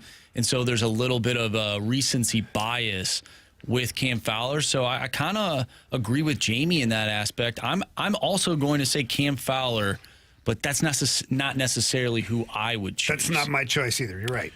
Why don't you choose the other guy then? I love how deep you thought on this. Give me Colton Parayko. Anthony. You're wrong. These Thank two you. are right. Yo! Cam Fowler. Wait, what? You're wrong. Sorry. Which is wild. Going there for a second. Well, quite honestly, between the two of them, there's no wrong answer. Correct. I love both of them the way they play. Where do you think they rank? Where do you think Cam Fowler ranks on this list of 32? In the NHL? Yeah. 18th. I would say 22. Okay. I was going to say 21. I'm telling you, Carey, these people don't give the Blues enough credit. Yeah, he's 27. Oh, Which I thought was your mouth. a little ridiculous. Say Parayko would have been 18. Maybe. What say you, Jamie? What's that? What do you feel about that ranking? I think it's feel ridiculous. like it's Cam Fowler, but what do you think about the ranking? I'd have to see the list of people ahead of him because then I could pick apart what they're doing. Miguel Sergachev? Sergachev's pretty damn good. Younger, probably. Yeah, Dougie Hamilton. He's not ahead of him, though. He is. He's 26, Yeah, 25. Dougie Hamilton's not as good as Cam Fowler. Jackson Lacombe, no chance. Vince Dunn? Vince Dunn is not as good as Cam Fowler. Morgan Riley's because he plays in Toronto. And there's no way Erik Karlsson's How old is Erik Karlsson?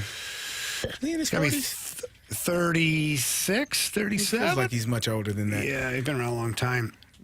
Brock Faber, yeah, he's younger. Drew Doughty, yeah, more valuable probably all around. Noah Dobson? You're not Noah Dobson. That's on potential. He's Okay. a good player, but that's on potential. Jake Sanderson, he's a hell of a player. Yeah. A lot of these guys are younger than Cam Fowler. So that's what you and think I think kinda that's where what weighs into to Yeah. the decision, the Yeah. discussion? But then again, I flip it on its head and go, if Cam Fowler's good at his age right now, like, you kind of have to recognize that too. Like, being old and being good is a talent too, just like being young and being good.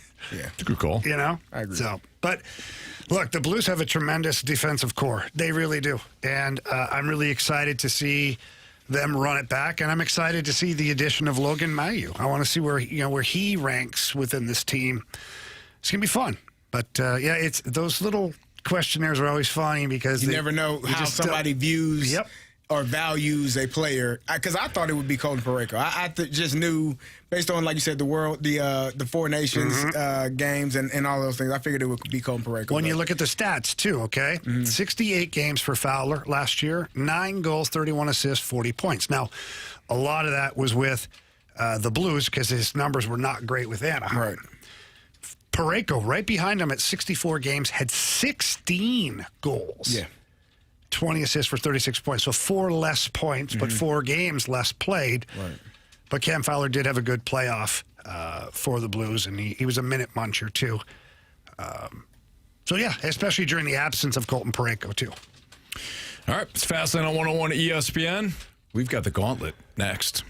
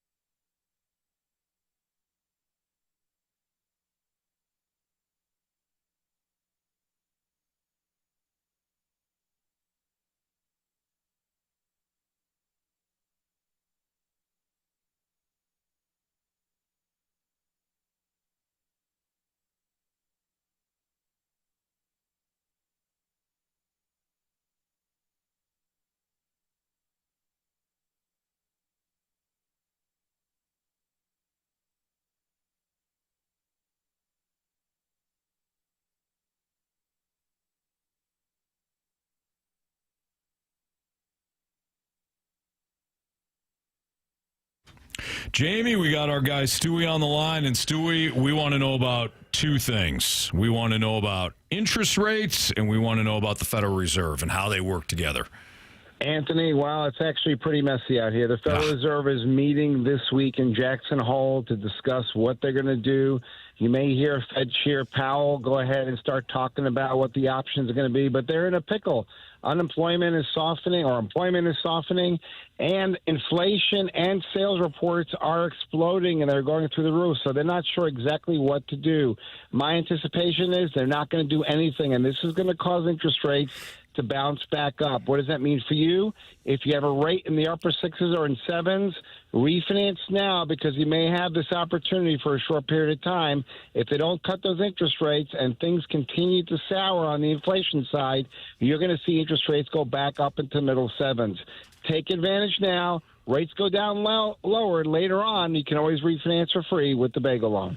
It's exactly why you give Stewie a call. He's up to speed on all this stuff, and it's also why you don't procrastinate. Mm-hmm. Get on the phone, call Stewie. His number's 314-324-4440. Again, the number's 314-324-4440. Call him, text him, set up an appointment. Even if you have another quote from somebody else, get a second opinion from Stewie, and he's going to walk you through the process, and he'll let you know what's good and bad out there. But you got to give him a call. If you can't remember that number, Anthony, what can you do? Well, you heard Stewie earlier say the bagel loan. Just Google the bagel loan. Thanks, Stewie. Stay cool, guys. NMLS number 226715.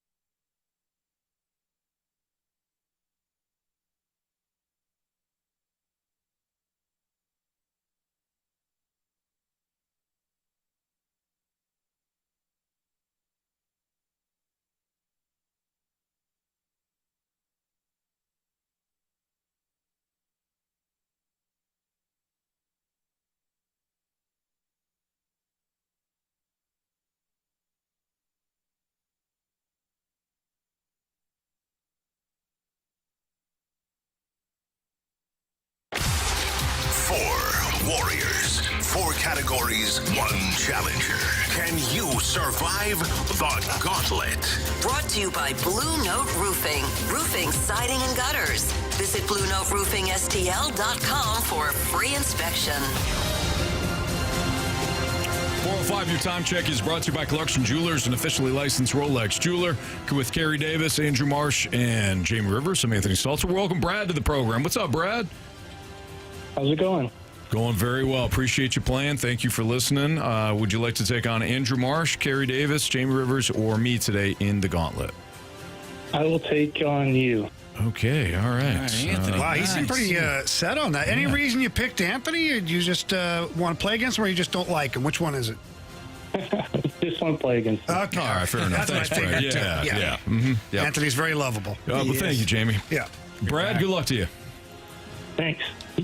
All right, Anthony's going to make his way to the cone of silence. While he does that, Brad, tell my guy Marshy to spin the wheel, please. Marshy, spin the wheel. All right, what do you want here against Anthony? I would stay away from hockey. He's been good. Baseball. Baseball. Okay. All right. Well, it's not baseball, but it's not hockey either, Brad. And Anthony lucked out. Ooh. And Anthony kind of lucked out. You got yourself football today. Football. Uh-oh, not good? We'll see. All right, buddy. All right. Brad keeps his cards close to his chest. He's not really telling us much information. You play poker, Brad?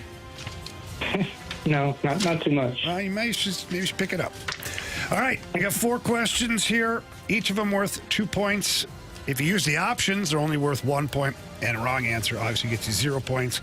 If you're tied after 4 questions, we'll have a closest to the pin tiebreaker question. and we'll get a winner here today in the Gauntlet. Brad, are you ready? Ready. All right, here we go. Question 1. Name the general manager of the Kansas City Chiefs. Options. Is it Brett Veach, John Dorsey, or Clark Hunt? Brett Veach. Final answer? Final answer. Question number 2. Name the head coach of the Penn State Nittany Lions. Options. Is it Kalani Sitke? How the hell do you say his name? Kalani Sitake. Kalani Sitake. You just made that up. All right. Bill O'Brien or James Franklin? Can I get those again? Oh, thanks. Kalani Sitake, Bill O'Brien, or James Franklin? Bill O'Brien. Final answer? Final answer. Question number 3. This past college football season, BYU defeated which team in the Alamo Bowl? Options. Options are Iowa State, Colorado, or Iowa. Iowa. Final answer. All right, Brad, final question here. Name the bowl game that featured Iowa State defeating Miami 42-41 last year. What was the bowl game? Options. Yeah, it was it Pop-Tarts Bowl, New Mexico Bowl, or Frisco Bowl? The New Mexico Bowl. Final answer. All right. All right, Brad, how you feeling? We'll see. Okay, buddy. Not great. Yeah. Well, Anthony's making his way back in here from the Cone of Silence, and apparently I didn't get the memo today that Anthony and Carey decided to dress identical with gray shorts and white T-shirts. Nah, I didn't get the text either, Jamie. Left you all off. Oh, you're thread. You're wearing your brown stuff. It's not Browns. It's Illinois. Marsh does have a white backward hat, though. What does that mean? It means you match our shirt. He's giving you credit. I do have gray pants on. Gray shorts. Oh, there you go. Yeah. All right. Anthony, how's it going? Silence? Man, it was real silence. Yeah. No Grant, no Mike Ryder, no nothing. How's the air quality in there? Oh, it's fine. Yeah, it was much better than earlier today when I walked into the bathroom behind Carey. Yeah. Well, what happened? Well, let's just say my eyes are still watering, Marsh. Oh, okay.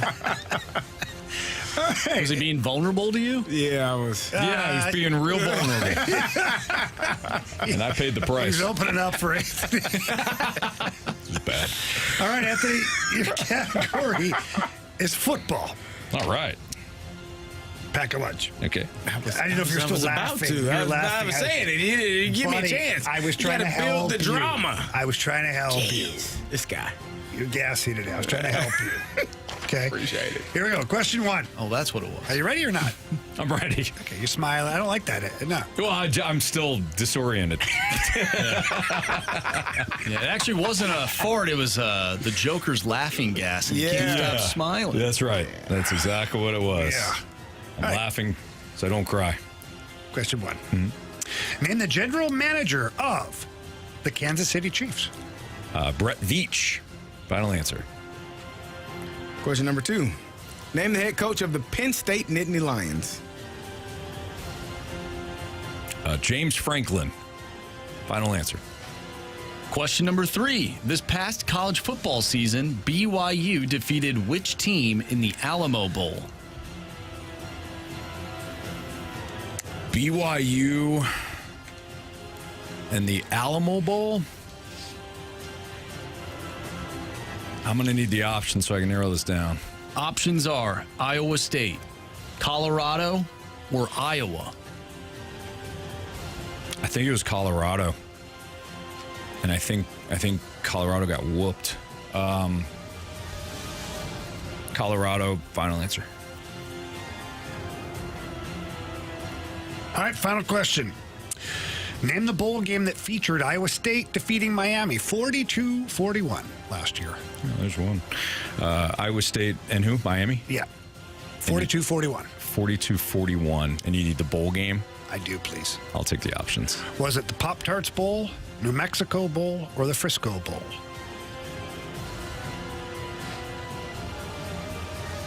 Let's go with the Pop-Tarts Bowl. Final answer. Okay. All right, I think we'll just go front to back here. Carey, what do you think? Yep. Okay, Down the line. Question 1. Name the general manager of the Kansas City Chiefs. Brad said Brett Veach. Anthony said Brett Veach. Answer is Brett Veach. But Anthony did not use the options. Up 2-1. Name the head coach of the Penn State Nittany Lions. Brad said Bill O'Brien. Anthony said James Franklin. Answer is It is James Franklin. James Franklin. Anthony now up 4-1. Question 3. This past college football season, BYU defeated which team in the Alamo Bowl? Brad, you said Iowa. Anthony, you said Colorado. Answer is Colorado. Colorado.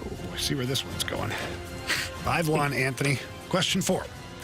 Name the bowl game that featured Iowa State defeating Miami 42-41 last year. Brad, you said New Mexico Bowl. Anthony, you said Pop-Tarts Bowl. Answer is It is the Pop-Tarts Bowl. Brad. You have chosen poorly. You lose. Not today. Man, Brad, hey, these questions fell right into Anthony's wheelhouse, buddy. Sorry about that. Yep. Thanks, guys. No problem, Brad. Have a good day, Brad. Thanks, Brad. Oh, he hates us. I think he hates Anthony. No, he doesn't. No, I say he likes you. I think he hates us now, anyone. though. Why? It's okay, though, because I'd rather our Fast Lane listeners, I want them to be pissed off when they lose. Those are the people we want. Very good point. Yeah. Can't be okay with losing. No. Brad seemed a little bit pissed. Well, he should be. Yep. Yeah, but I agree with you, Jamie. We want people that are going to be ticked off at themselves. Because we're going to be mad. If we lose, we're not. Damn right. We ain't happy to go off into the penalty box over there where you can't hear. Exactly. Definitely But I do did that. say early in this one, I whispered in Marshy's ear, I said, Anthony's going to crush this one. Oh. I do. Looking at the questions, I was like, Yeah, I was. Why did you pause on James Franklin? Were you like, is that a real I didn't question? know if that was the actual question. You were like, is that a real question? I thought because it was so easy for him. I thought it was. A gotcha? Yeah. Yeah. Yeah. I almost asked for the question again. I mean, yeah. I'm Ron Burgundy. And then when you looked at me, Carey, I'm like, oh no, I missed something. This is why I paused. All right. It's Fast Lane on 101 ESPN. This weekend was a look at the youth movement. Well, what'd you guys think? Save it. We'll talk about it next on 101 ESPN.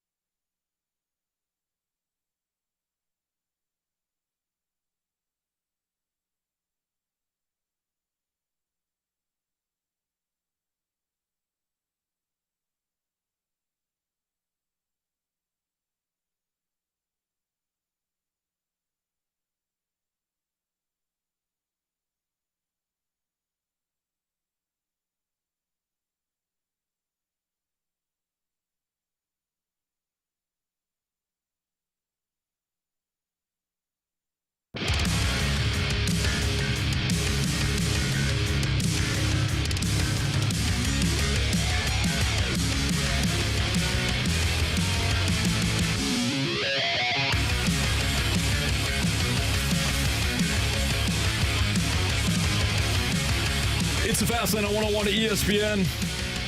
This weekend, we got a bit of a look at the youth movement for the Cardinals. What do you guys think? You guys like what you saw? Or For what? The youth movement for the Cardinals this weekend when they got swept? Problem is they didn't have all the youth that we want in the lineup. You can only use what you got. And pretty much everyone. Very true. Depends if you have Carey. other things. You can. Well, you can. Well, but if you have it, is what Carey. If you have is. it. If you don't have it, you can go get it. Very true. But they can't go get it. So they use what they got. Not to go get it. Yes, there you go. I was looking at this. Costs money. It does cost a lot of money. And time. You have to invest in it. Yeah. And who the hell wants to do that? Not the Cardinals. People who want to win. Not the Cardinals. I was looking at it. Everyone that played or started the game, Hampson got in. He's over 28. But they were all 27 and under. Mm-hmm. Which I thought to myself, Lars was like the oldest guy, the elder statesman. He showed it. This weekend. Cramping up. Is that what you mean? Yep. You think older people, when they get older, they cramp? Do old people cramp a lot? You're saying cramp, right? Yeah. Okay. What do you think? I don't want to know what you thought. The other one, you know what? I don't think they cramp a lot. I don't either. I don't know. But I was looking at that and I was like, this is a glimpse of what next year could look like. How you feeling? Isn't it weird, based off that question, Carey, how this is a youth, like, hey, this is the youth, but you don't feel hopeful? I'm just asking. It's just hitting me now. Do you not feel? Because normally it's like, hey, this is unfortunate, but you know what? Watch out. Mm-hmm. Because the puzzle is so incomplete that it's a little difficult to get excited. You're not entertained? Right? You're not excited? No, I'm not entertained. That's for damn sure. Okay. It's not very entertaining. I just thought maybe you would have. It's weird. And I wonder if other organizations and other fan bases feel like this. Like, I watched the Rockies team, and they're full of young guys, and it just seemed like that might be fun.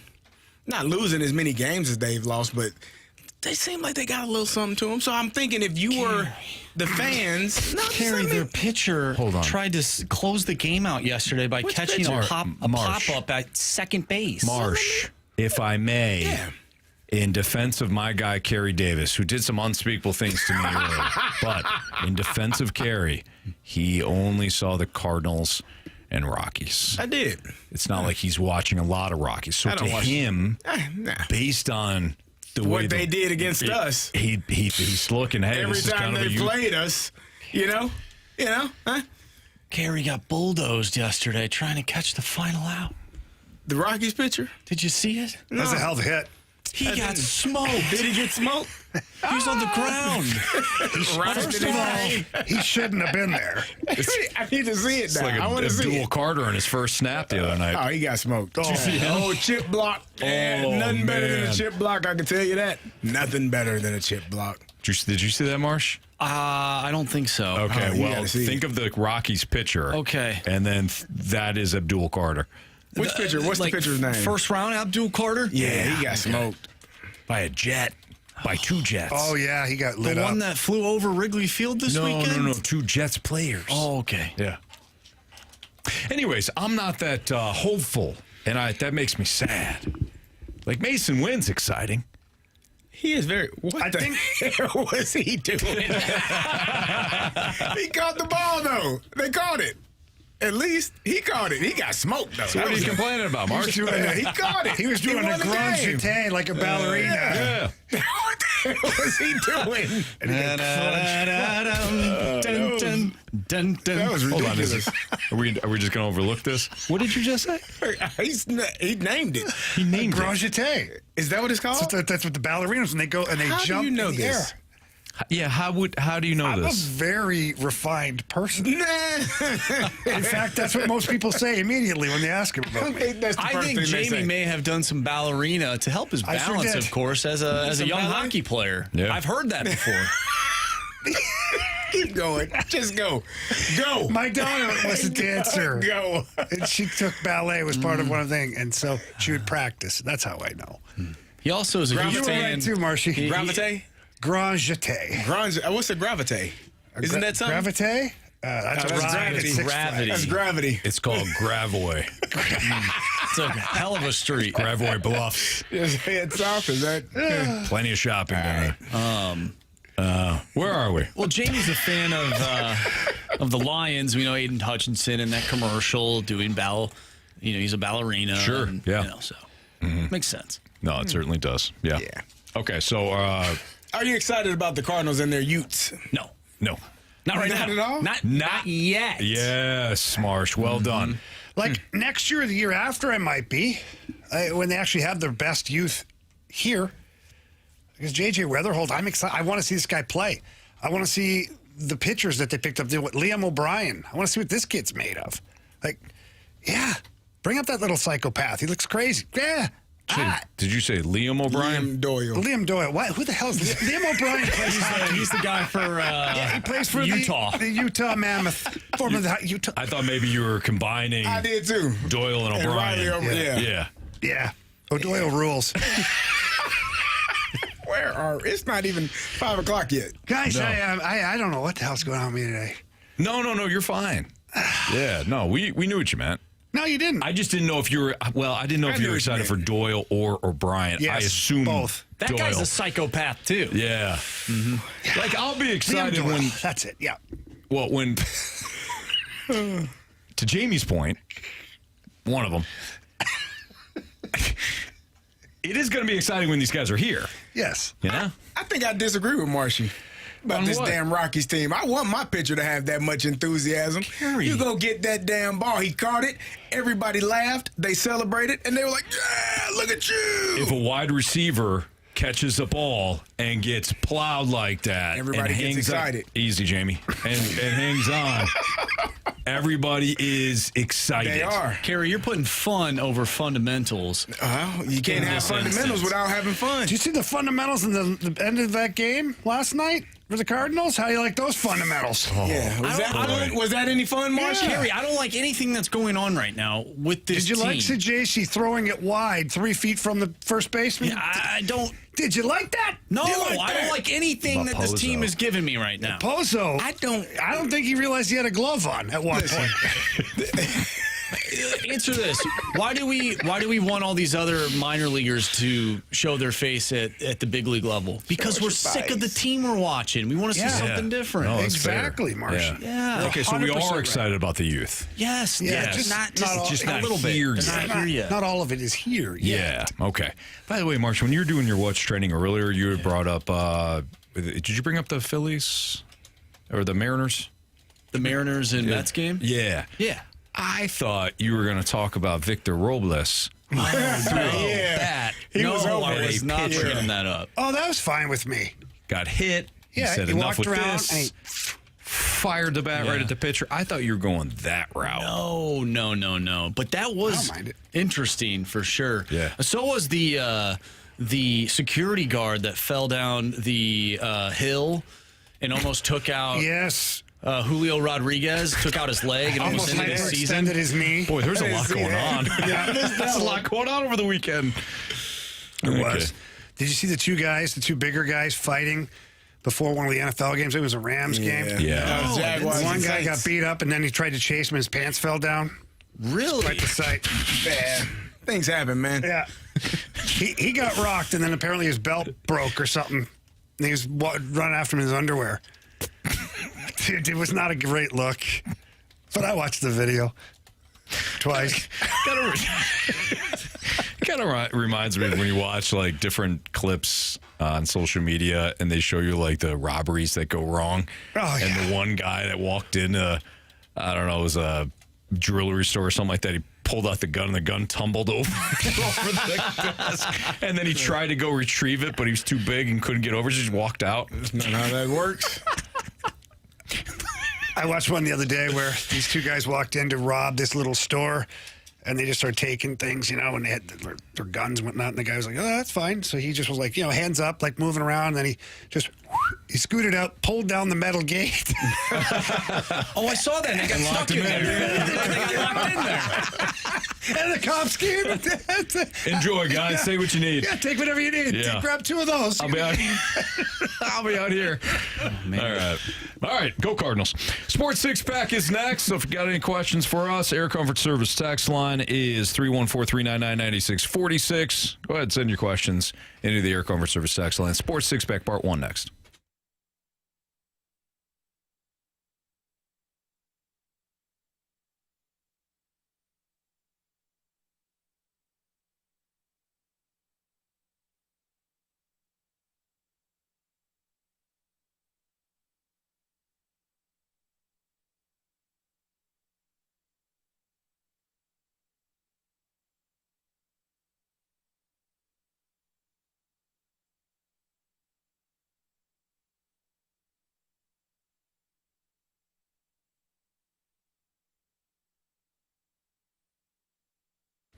Still plenty of time to get out to Herculaneum and check out the Auto Centers Nissan. It's the out of this world and into your driveway sales event. They've got over 1,000 vehicles all in one massive location out in Herculaneum, right off 555 in Herculaneum, Missouri. No bouncing between lots, no mystery. If you search online at autocentersnissan.com, find a vehicle that you like. They will have that vehicle on their lot in Herculaneum, and they'll have it ready for you to test drive. It's not one of these situations where it's like, hey, I was looking at, brand new Murano online on your website, and then they'll tell you, actually, it's in another location, not at Auto Centers Nissan. And they do have 2025 Muranos, Pathfinders, and Rogues. Right now, get 0% APR for 60 months, 0 down, and no payments for 3 months on those brand new vehicles, all of which, by the way, are built in the United States and priced to move with their massive dealer discounts. Plus, every new Nissan comes with their exclusive lifetime warranty and 30-day return promise, again, only at Auto Centers Nissan. Tell them Stalter sent you.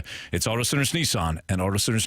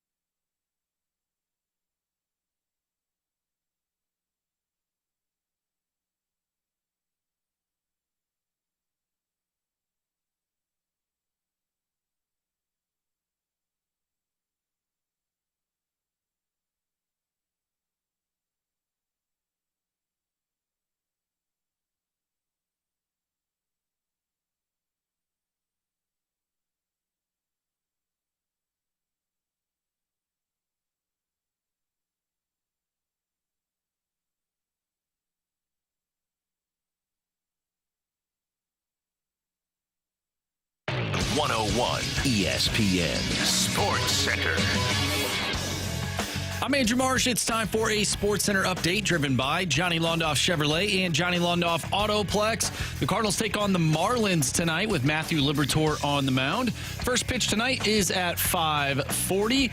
The Cardinals also have recalled Jose Fermin from Memphis as Brendan Donovan has been placed on the 10-day IL with a left groin strain, retroactive to August 15th. We have our Sports Six-Pack coming up next, so get your questions into the Air Comfort Service text line, 314-399-9646. Sports Six-Pack is next. I'm Andrew Marsh, and the Sports Center update is driven by Johnny Londoff Chevrolet and Johnny Londoff Autoplex. See them at londoff.com. Chevy, together we drive. Are you kidding me?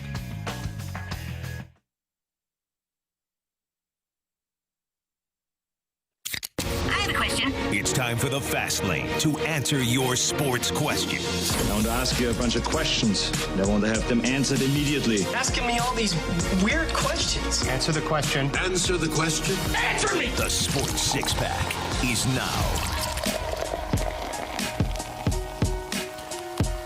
Time for part one of the Sports Six-Pack. Andrew Marsh has question one via the Air Comfort Service text line, which is 314-399-9646.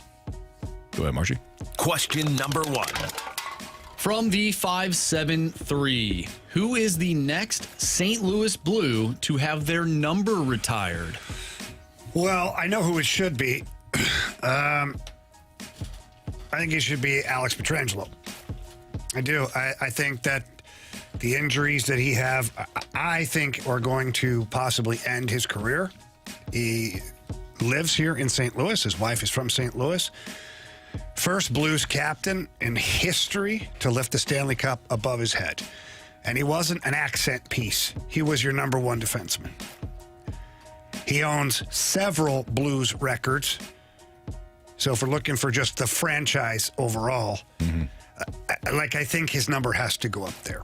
Is he the next one? I don't know. I mean, who are some other candidates that we would feel that are worthy of a number going in the rafters? Like, you have to look at longevity, production, what they meant to the Blues, maybe even the city of St. Louis. Like, when you dive into it, like Bobby Plager, his numbers and his play didn't get him up into the rafters. Right. The individual himself, who he was, got him into the rafters. All the other guys, Barkley and Gassoff, tough situations there. Yeah. But then you got Federico, McInnes, Hull, Pronger. It would have to be someone before like the Pronger McInnes era, but wouldn't you have already put that person up there? Because the Blues really weren't that good once those guys left. But like, who would it be, right? Because like, that was my era. Right. Like, because I drafted in 93, Brett Hull had just big numbers. Like, you have Adam Oates, who's incredible, but he didn't stay long enough as a Blue. So, does he go into the Blues Hall of Fame one day? Maybe. But I don't think his number's going up in the rafters. So, like Pavel Demitra, but was his tenure long enough? Did he put up enough points? And again, I think you would have already put him up there. You may have. I think the Blues are very selective in what numbers they retire. And so for me, I think the next number that goes up, although it could be a couple of years, is Alex Pietrangelo. What about anybody on the team right now? You would have to look at Bennington and Parayko. Jordan Bennington's number will go up there one day. It will for sure, because he owns almost every single record now as a Blues goaltender. Most wins in franchise history. I think he's second in shutouts. Like, his name is going to be just littered all over Blues record books when it comes time to call it a career for him. And again, Alex Pietrangelo doesn't lift that cup over his head without number 50 between the pipes. We're getting a few text messages saying Alexander Steen, not saying it would be anytime soon, but if his GM tenure ends up being incredible, could his number be retired because of his play as a Blue and him as a GM? Here's what I know about Alex Steen. He will nix his own number going up there until his days as a St. Louis Blue are over. That's kind of what I'm alluding to. Like, he's not going to, halfway through his tenure, if let's say the Blues win a cup and he's a GM and ownership comes and says, hey, we'd like to retire your number, Alex Steen's going to say, no, we're not doing that. this is not about me. It's about the players, it's about the current players, blah, blah, blah. Like, he's very much like that. He doesn't want credit. He doesn't seek approval. Like, he's just different. But I'd have to look at the numbers to see where he lines up as far as, like, putting a number in the rafters. Like, I don't know. Question number 2. Interesting statement said by Ledoux Lawn Boy. Brewers are 13th in attendance. Winning does not bring people in. Explain that. Hot team and number 1 team. I don't think if the Cardinals were winning, attendance would be good. You said Milwaukee? Mm-hmm. This ain't no damn Milwaukee. This is damn St. Louis. If they were the number 1 team, fans would show up. Can't compare the two cities.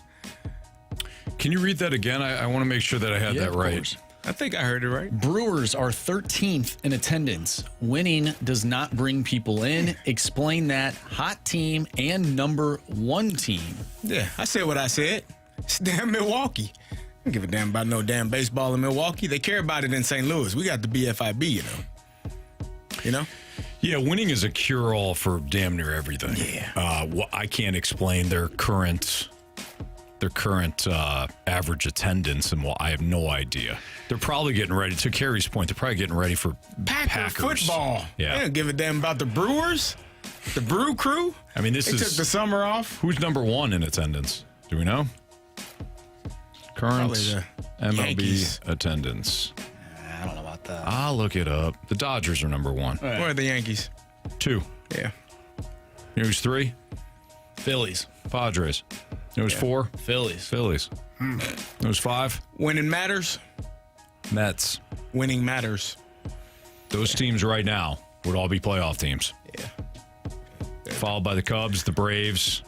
Did this person really try to compare the Brewers and the Cardinals? I think so. What the hell is wrong with this person? Hell, the Angels are 12th. Why? They actually trying to win? Well, Ish. They trying. Well, they're doing the best they can do. And they are only 7 games out of a wild card spot, which is about, I don't know, at this time over the last couple of years, they're probably 27 games out of a wild card spot. Yeah, they're really showing some promise, Anthony. Exactly. Right. For them, no doubt. So people want to see it. All right. Good call. Question number 3. From 636, since you guys talk sports for 4 hours a day at least, when you go home and talk, do you go home and talk anything but sports? Are we talking about anything other than sports, like the latest romance novel you're currently reading? Oh, wow. Typically, it is at my house, it is everything and anything but sports. Well, yeah, but you got all the young kids. They don't care about the sports. Like, they care about their own sports, but not like pro sports. And only when they're in that sport. Like, I tried to talk to Killian about football season coming up, and he was like, Squirrel. He said, okay. Cool. Yeah. Cool, Dad. He's like, all right. Tell me something else. Pokemon guy?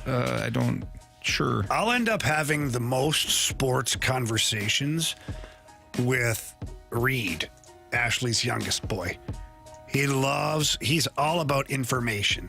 Like, this kid one day is going to be like the head of an analytics department for some team. He's all the details, all the numbers, and he'll hit me with like all of these different things. And I'm like, my brain is fried, kid. But we'll sit there, we'll talk about it, whatnot.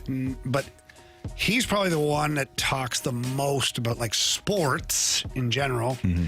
And then Big Haas lives with me. So, he'll talk about hockey sporadically, but not like as much as you'd think. Yeah. He'll come up out of the basement or come home and be like, hey, I was thinking, or I heard this. Like, okay. But it's not like, hey, Dad, you got home. What do you think of the Blues? It's nothing quite like that. So. It's kind of it's a good question, because I imagine for most people, they probably think like, the conversation continues. But Kristen and I we're always talking about, okay, what do we have to do tomorrow?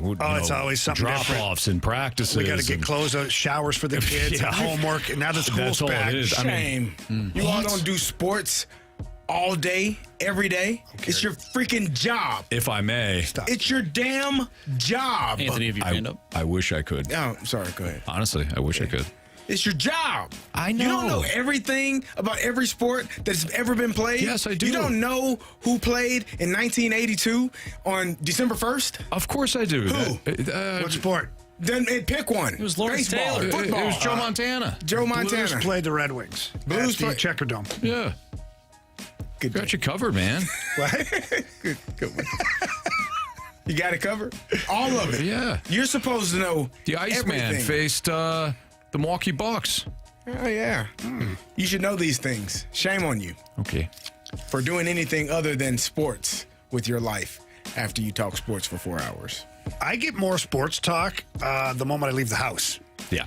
Like, go to the gym, people want to talk about the Blues, the Cardinals, and they're nice. They're awesome. Like, the gym I go to, the people are awesome. It's quite a fun little community of people. I will say something funny. I walked in there this morning just to get on my treadmill because I can't lift weights at all yet, so I'm still 45 minutes on the treadmill. The young man, probably not your age, Marsh, a little younger, he checks in, like you do your little beep, you scan your thing, and they just like, they take a look, whatever. Beep, and he's like, hey, Jamie. I'm like, hey, what's up? I walk over and thought he wanted to talk. He goes, my dad says go fast lane yourself. That's awesome. I was like, you tell me to go fast lane himself too, okay? Ashley looks at me, she just starts shaking her head. I go fast lane means she goes, Jamie, I've heard your show. Yeah, I know. You know who really liked that? I told somebody that one time. Kristen thought, my wife Kristen thought it was the funniest thing. She's like, I love that. She goes, you guys got to use that on the show. I'm like, we do, honey. Thanks for listening. We do. Thanks for listening. Thanks for playing. She's busy. She's got a lot going on. I legit have like a separate friend group that does not talk sports at all. It's all like nerdy stuff. Like we dive into all the Like video games? No, not like so what much would video be your games. nerdy thing? Just like like how like the geeky stuff. So like the rotation of the earth and No. Okay. Like comics and just different sci-fi stuff. Like just so I can scratch that itch. So I like to have different friend groups, Anthony, so I don't have to talk sports all the time. Sure. Not that I don't like it. I'm not trying to paint you with that brush, Mark. Well, thanks. Did you know that? What? What did I say? December 1st. Who did you say they played? The Red Wings played the Blues. Checker Dome. They played the Red Wings. Yeah. You knew that? I knew that. You did not. I knew that. You guessed. In 1982? In 1981. 81. December the Blues 1st. played the Red Wings on December 1st. Well, you said 82. You said 82. Did I say 82? Doesn't count. Unbelievable. That's still pretty unbelievable, though. Maybe it was the 81-82 season. Yeah. Had to be. Sorry, I was way off. I had no idea. That was a guess. Well, that was damn Somebody good. on the text line wrote, so during the 81-82 Blues season, the Blues did, in fact, play the Red December Wings. 1st, 1981. I swear to God, by hockey reference. That's hilarious. That was pretty good. Well, happy birthday, of Can you course. imagine if I actually knew that? Oh, my God. You'd be like, that's the random thing that you just know. All right, we'll continue our Sports Six Pack with part 2 next on 101 ESPN.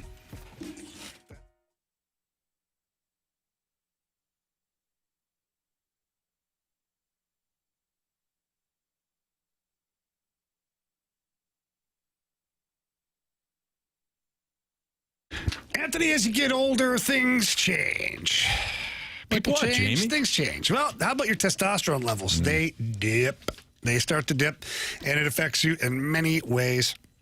Your desire to go work out is not there. It can affect your relationships, at home with your wife, your girlfriend. It can just get to you. That's why you go to Mentality. Our friends over at Mentality, they sit down with you and they ask you questions.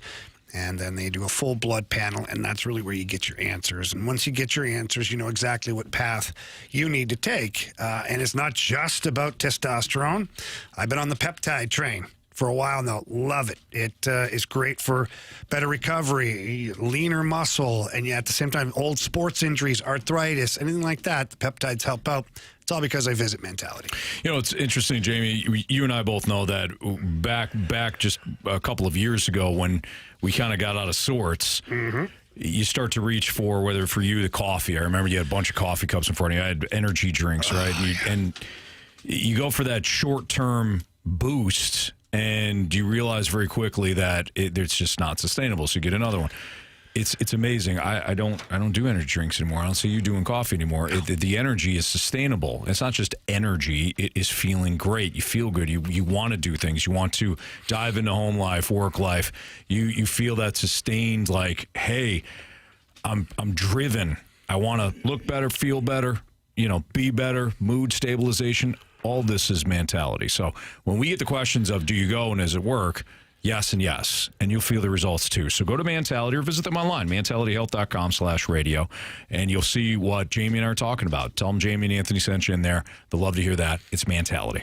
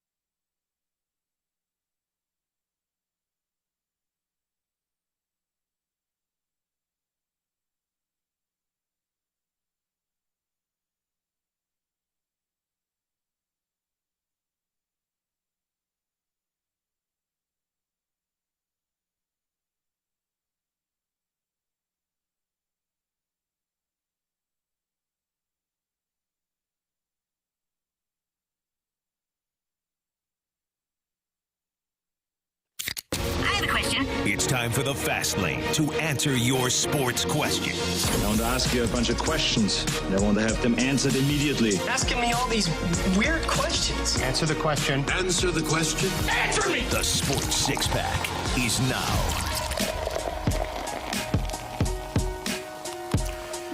It's Fast Lane on 101 ESPN, part 2 of the Sports Six Packs right now. Marshy, fire away. Question number 4. Anthony, we got a question from Tanisha in the Snake Pit. Would you like to read that? Yeah, Tanisha says at 101 ESPN, do you have a favorite segment on this awesome show? Thank you, Tanisha. Do you guys have a favorite segment? Yeah, I love them all, Anthony. I think they're all very genius in their own way. What's your favorite? You mentioned one in the break. I was being now you weren't. I was joking because it's the last segment of the day, which means I get to go home. So I was like, what you learned, and criticisms, compliments, and 3 stars. It's like saying PE is your favorite subject. Yeah. Well, why not? I mean, it's a hell of a subject. It was mine, I'll tell you. You're always infringing on my space. Not at all. It's because you can't. But if your foot comes across this clear barrier. Marsh, what's your favorite segment? More real estate these guys. Of course. My favorite segment is the one that you tease that they can't remember. Well, that's every segment. Just messing. That's every Okay, fine. segment. Prove me wrong. I really like Prove Me Wrong. I think Prove Me Wrong is a I lot like of fun. Bet the Board, even though I Bet the stink Board at is it. fun. Yeah. Prove Me Wrong is fun because you guys Everybody's involved. nail it. And then all of a sudden, one of you other guys got to chime in and just ruin it. It's fun. Normally it's me, if I may. Yeah, I think Prove Me Wrong is about it. Because Prove Me Wrong incorporates the listeners. We don't do it all the time, so it's You all are wrong. Oh. It's the Gauntlet. The Gauntlet. We do it Well, every the day. Gauntlet is, I think that's our listeners' favorite. It's not your favorite? Some days it is because I'm like, oh my God, it's 4 o'clock already. And other days I'm like, oh, it's so I can't wait to leave. There's a bit of a theme going on here. Oh, it's just because I'm being honest? Try it sometime. The six pack is another good one. This topic. Which one? Marshy tried to limit it to one segment. Yeah, which Marshy was- hates it. That's how That's ridiculous. Damn ridiculous That's when how you it tried started that. off. Nah, you adapt, just like baseball. And You I adapt. have adapted. Now it is what it is. Yeah, we can get it to be 3 segments. Hell, two and two. Let's get a 12-pack. Yeah, why not? Why not? Hell. You know what we could do is case take going. all those questions and just have a segment. No, Marsh, No? that's ridiculous. My bad. Unbelievable. My bad. Oh, no, Bazooka Truth 75 offers a different perspective. Your listener's choice, what is your least favorite segment? I mean, when we had to talk about the Cardinals trade scenarios for a month and a half, knowing that they Gets a weren't little going to do redundant. anything, Yeah. that to me, That's tough. I wanted to Yeah. throw up. Or the Cardinals in the offseason, like, who are they going to sign? They're not going to sign anybody. They don't care about you. You know what the worst is? When we know that this segment's kind of just dead in the water, but it is something that people are going to listen to, Yeah. and we do it, and then one person says, why are you guys talking about this? You know they're not going to sign anybody, and we're like, we know! We got to do this. We're very aware. Yeah. I can't wait for the Stalter stack up to come back. Oh, a little Stalter stack up, huh? Yeah. Top 10 teams in the league, and Carey and Jamie can poop on. We all have different opinions. Yeah. It's an Are we not? Is that not yours allowed? is the only one allowed, you know? Jamie? I know. It's his show. Yeah, okay. He tells us all the time. Every day. You got that memo, right? Oh, I did. The sticky I notes saw have to it. stop. Tommy showed me. You got to stop with the sticky notes. The sticky notes are Every damn day I come and the sticky note. It's my show. It's my show. It's my show. I Remember, get it. We get say it. Stalter first. Stalter. Yeah. I mean, if you guys would listen to my teases, then I'd stop at the sticky notes. He did text me. He said, I'm running a little behind today. Make sure we don't start at 2 o'clock until I get there. Yeah. Tell BK and Ferrario and T-Bone To go a little to longer. go a little longer. Yeah. Well, you don't until have I to get tell there. those trying. Yeah. Alrighty. Yeah. You got to tell me that. All right, Marshy, go ahead. Question number 5. Now, Marshy. Thanks. All right, FedEx Colton. I'll leave it for a broad discussion. Oh, boy. How important was that Blues taste of playoff hockey, or would a high pick have been better? No.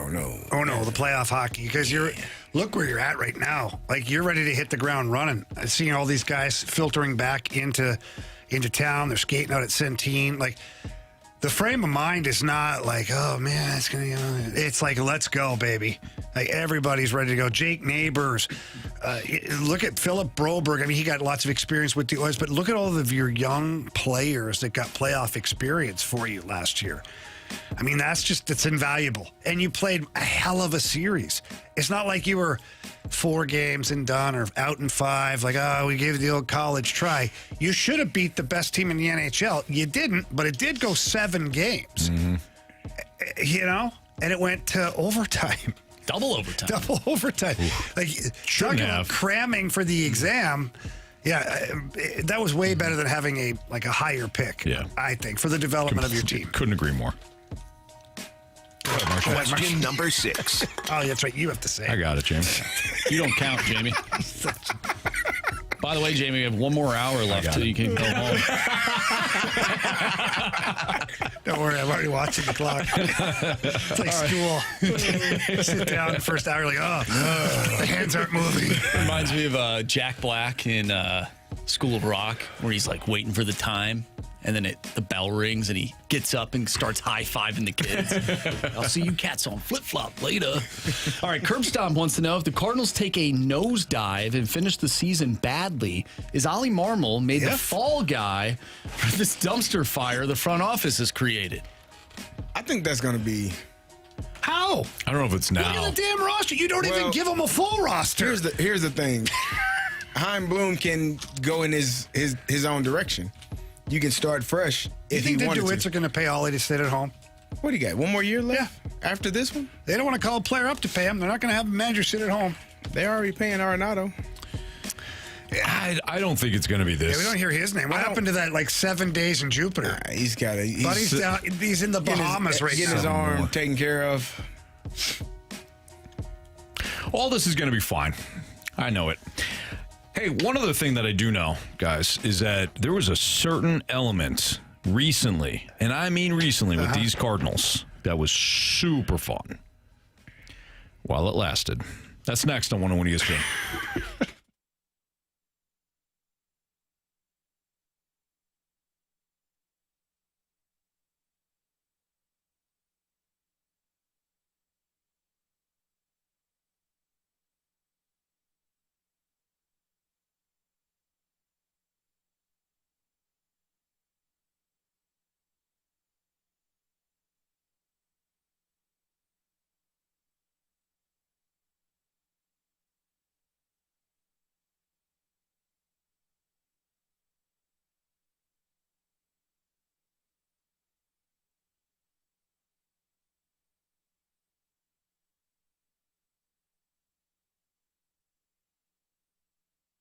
Football is nearly back, and I can't wait to not only watch the games, but play at Underdog. Underdog's the best place to place your select entries and win money all season long. I love playing Underdog.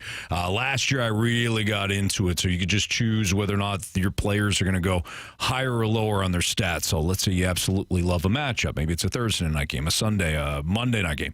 You look at it, you look at your matchup, and you say, okay, I like this running back to rush for higher than his total yards, or man, it's a bad matchup. I don't like this at all for this wide receiver or quarterback. Great. You can go lower, but playing on Underdog, it's easy. Like I just explained, once you get your entries right, you can win up to 1,000 times your cash. You can play with as little as $1, in fact, and still win up to 1,000 times your money. Download the app today. Sign up with my promo code Anthony to score $50 in bonus funds when you play your first $5. Again, that promo code is Anthony at Underdog. Millions of fans have already won billions making plays on Underdog. Will you be next? Underdog, making plays, win money. Must be 18 or older in present Missouri. Terms apply. See assets.underdogfantasy.com/web/play and get terms _DFS_.html for details. Concerned with your play, call 1-800-GAMBLER or visit www.ncpgambling.org.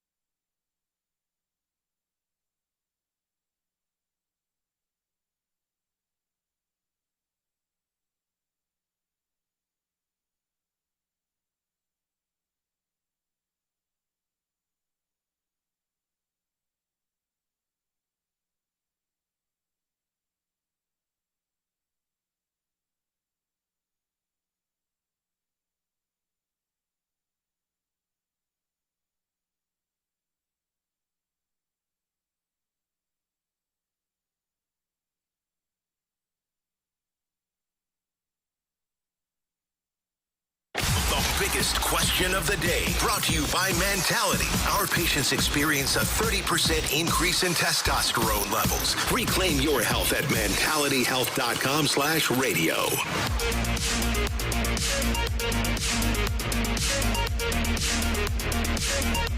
5:06, your time check is brought to you by Clarkson Jewelers, an officially licensed Rolex jeweler with Andrew Marsh, Carey Davis, and Jamie Rivers. I'm Anthony Stalter. So I mentioned something that it was really fun while it lasted.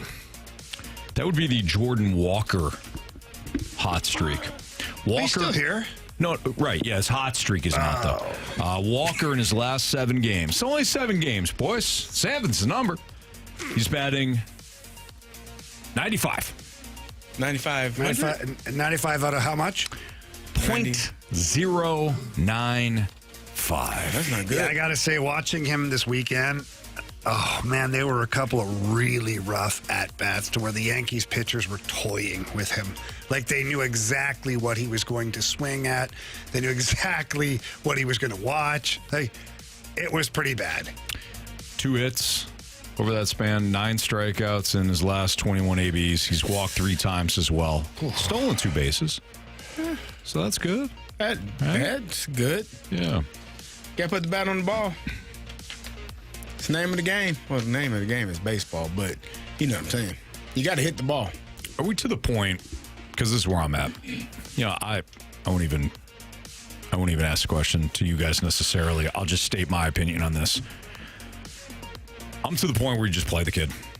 Yes. Just play him. Heading into next year, just play him. Because I have to know whether or not I need to upgrade. Like, if I'm Bloom, I need to know whether or not I need to upgrade in right field. Enough with the development. If you develop, you're going to develop at the big league level. If not, I'm going to replace you at some point. Is it possible, and I know the answer to this, but I'm just asking for discussion purposes, is it possible that Jordan Walker's never what you thought he might be? Yes. I'm not ready to make any sort of prediction or claim on that. I'm just saying, yeah, it could be. He's got a lot of things that creep back into his game. Like, I think growing up, he was just such a great athlete that took advantage of other players' mistakes. Like, he crushed the ball, the size of him, like oh my gosh, right? Now you're watching, like, I was a little depressed watching the Yankees pitchers just toy with him. I was like, he really hasn't gotten better. He really hasn't figured out, like, the low slider, the one down and away, he still bites on that. He's getting better a little bit, but now they found out, like, the backdoor slider. It comes in and it gets inside of him, and he bites on it. It's not a pitch he should be swinging at. It's a take. But he's putting himself, I agree, and he's putting himself in that position where the pitcher can throw that, and it's an out pitch. Yes. It's not like they're constantly just flipping up 3 sliders outside. They're getting him in a spot. So he's not picking out a pitch at some point earlier in the AB, because you do get 3 strikes. You do. He's not picking out a pitch earlier in the at-bat or working himself into a good count so that he can crush a pitch he does handle. Because it's not like he's got a million, cold spots in that zone. No. There are pitches where he will punish, but he's not getting to a point where a pitcher's going to have to make a mistake or come in. A lot of his at-bats, it's 0-1 to start, basically. It's 0-2, 1-2. Like, often he's at 1-2. It feels like every at-bat. And I do agree with you. At some point, he has to learn how to get ahead in the count, so that pitcher does have to come inside. If they throw it inside, he's going to hit it a long way. Mm-hmm. But they never do, because they're already ahead in the count. And when you're ahead 1-2, you can waste a pitch or 2 and put him on his heels to make him have to swing at something that may be he got caught looking at a fastball right on the outside corner because he's feeling like, it might be one of those sliders and it's going to end up out of the strike zone. And I'm just looking at it because, hell, I'm behind in the count. Yeah. So sometimes he's waiting. This is where the pitchers are in his head. He's waiting, thinking, okay, this is going to be the slider down and away. They're going to try and get me here for strike 3, and it's 93 down the middle. Mm-hmm. And he's watching it. Yeah. And then he's like, okay, guessed wrong. That's a mistake. That's on me. It's just happening too much. Yeah, it is. He's not in the lineup tonight. So he will not be available when we do play Beat the Streak here in a couple of minutes. But we do have your chance to win a free pair of tickets to this year's Blues and Brews on Friday, September 19th at the Anheuser-Busch Brewery. You can get fired up for the blues season at this outdoor street party featuring live music from Grammy-nominated trio, the band Carey, plus appearances by blues players and alum, food trucks, on-stage festivities hosted by our very own Chris Kerber and Joey Vitale, and more. Tickets are now on sale for Blues and Brews, presented by Bud Light, 101 ESPN, and 92.3 WIL. Find all the details and a free chance to win tickets right now at 101ESPN.com and on the 101 mobile app. I don't have the winner in front of me, the name, but we can pay off the earlier trivia question that we had. The contest winner for the Blues and Wilds tickets. Carey, you had asked the team that Jamie passed on at one point in his career. So I believe it's down with the Blues, right? Yes. The team, the answer? Lugano, Switzerland. So you had the correct answer. I'm sure we're okay with certain spelling on that. Yeah. It's anything in the ballpark, I think. It's you good. won those tickets. Beat the Streak and Bet the Board is next on 101 ESPN.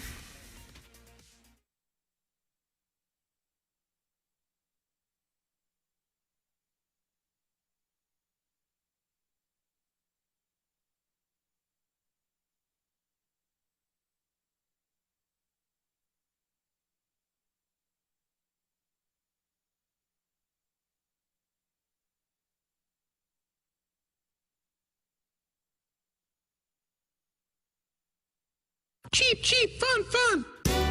Let's get dirty. Weekend's coming up here. You got some good parties, maybe have birthday parties coming up. You got the Labor Day weekend. I plan on heading into Dirt Cheap early next week. We're going to stock up for the Labor Day party we're having over at the Rivers House. And I know one thing for sure is they're going to have all my favorite beers ready to go. They've got all those little shooter bottles that are ready. You're going to pick up a little pail of the Fireball. It's always fun for the whole family, of course, as long as you're of age. And they've got some great new locations, specifically in Wentzville, a brand new location opening up. It did open up not too long ago.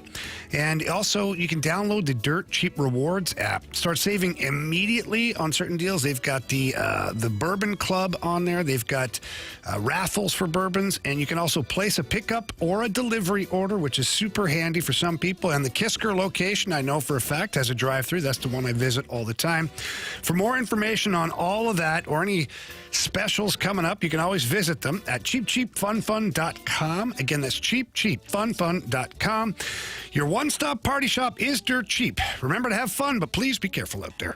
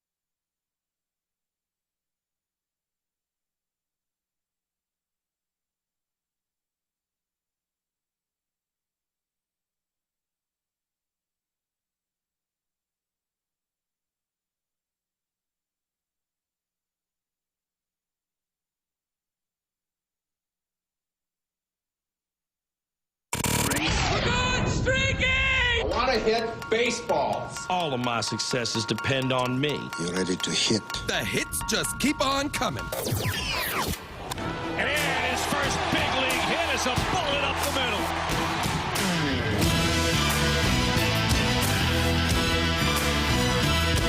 All right, time to play Beat the Streak here in the Fast Lane on 101 at ESPN. Marsh, who we got on the line? We have Alex returning. What's up, Alex? How was your weekend, man?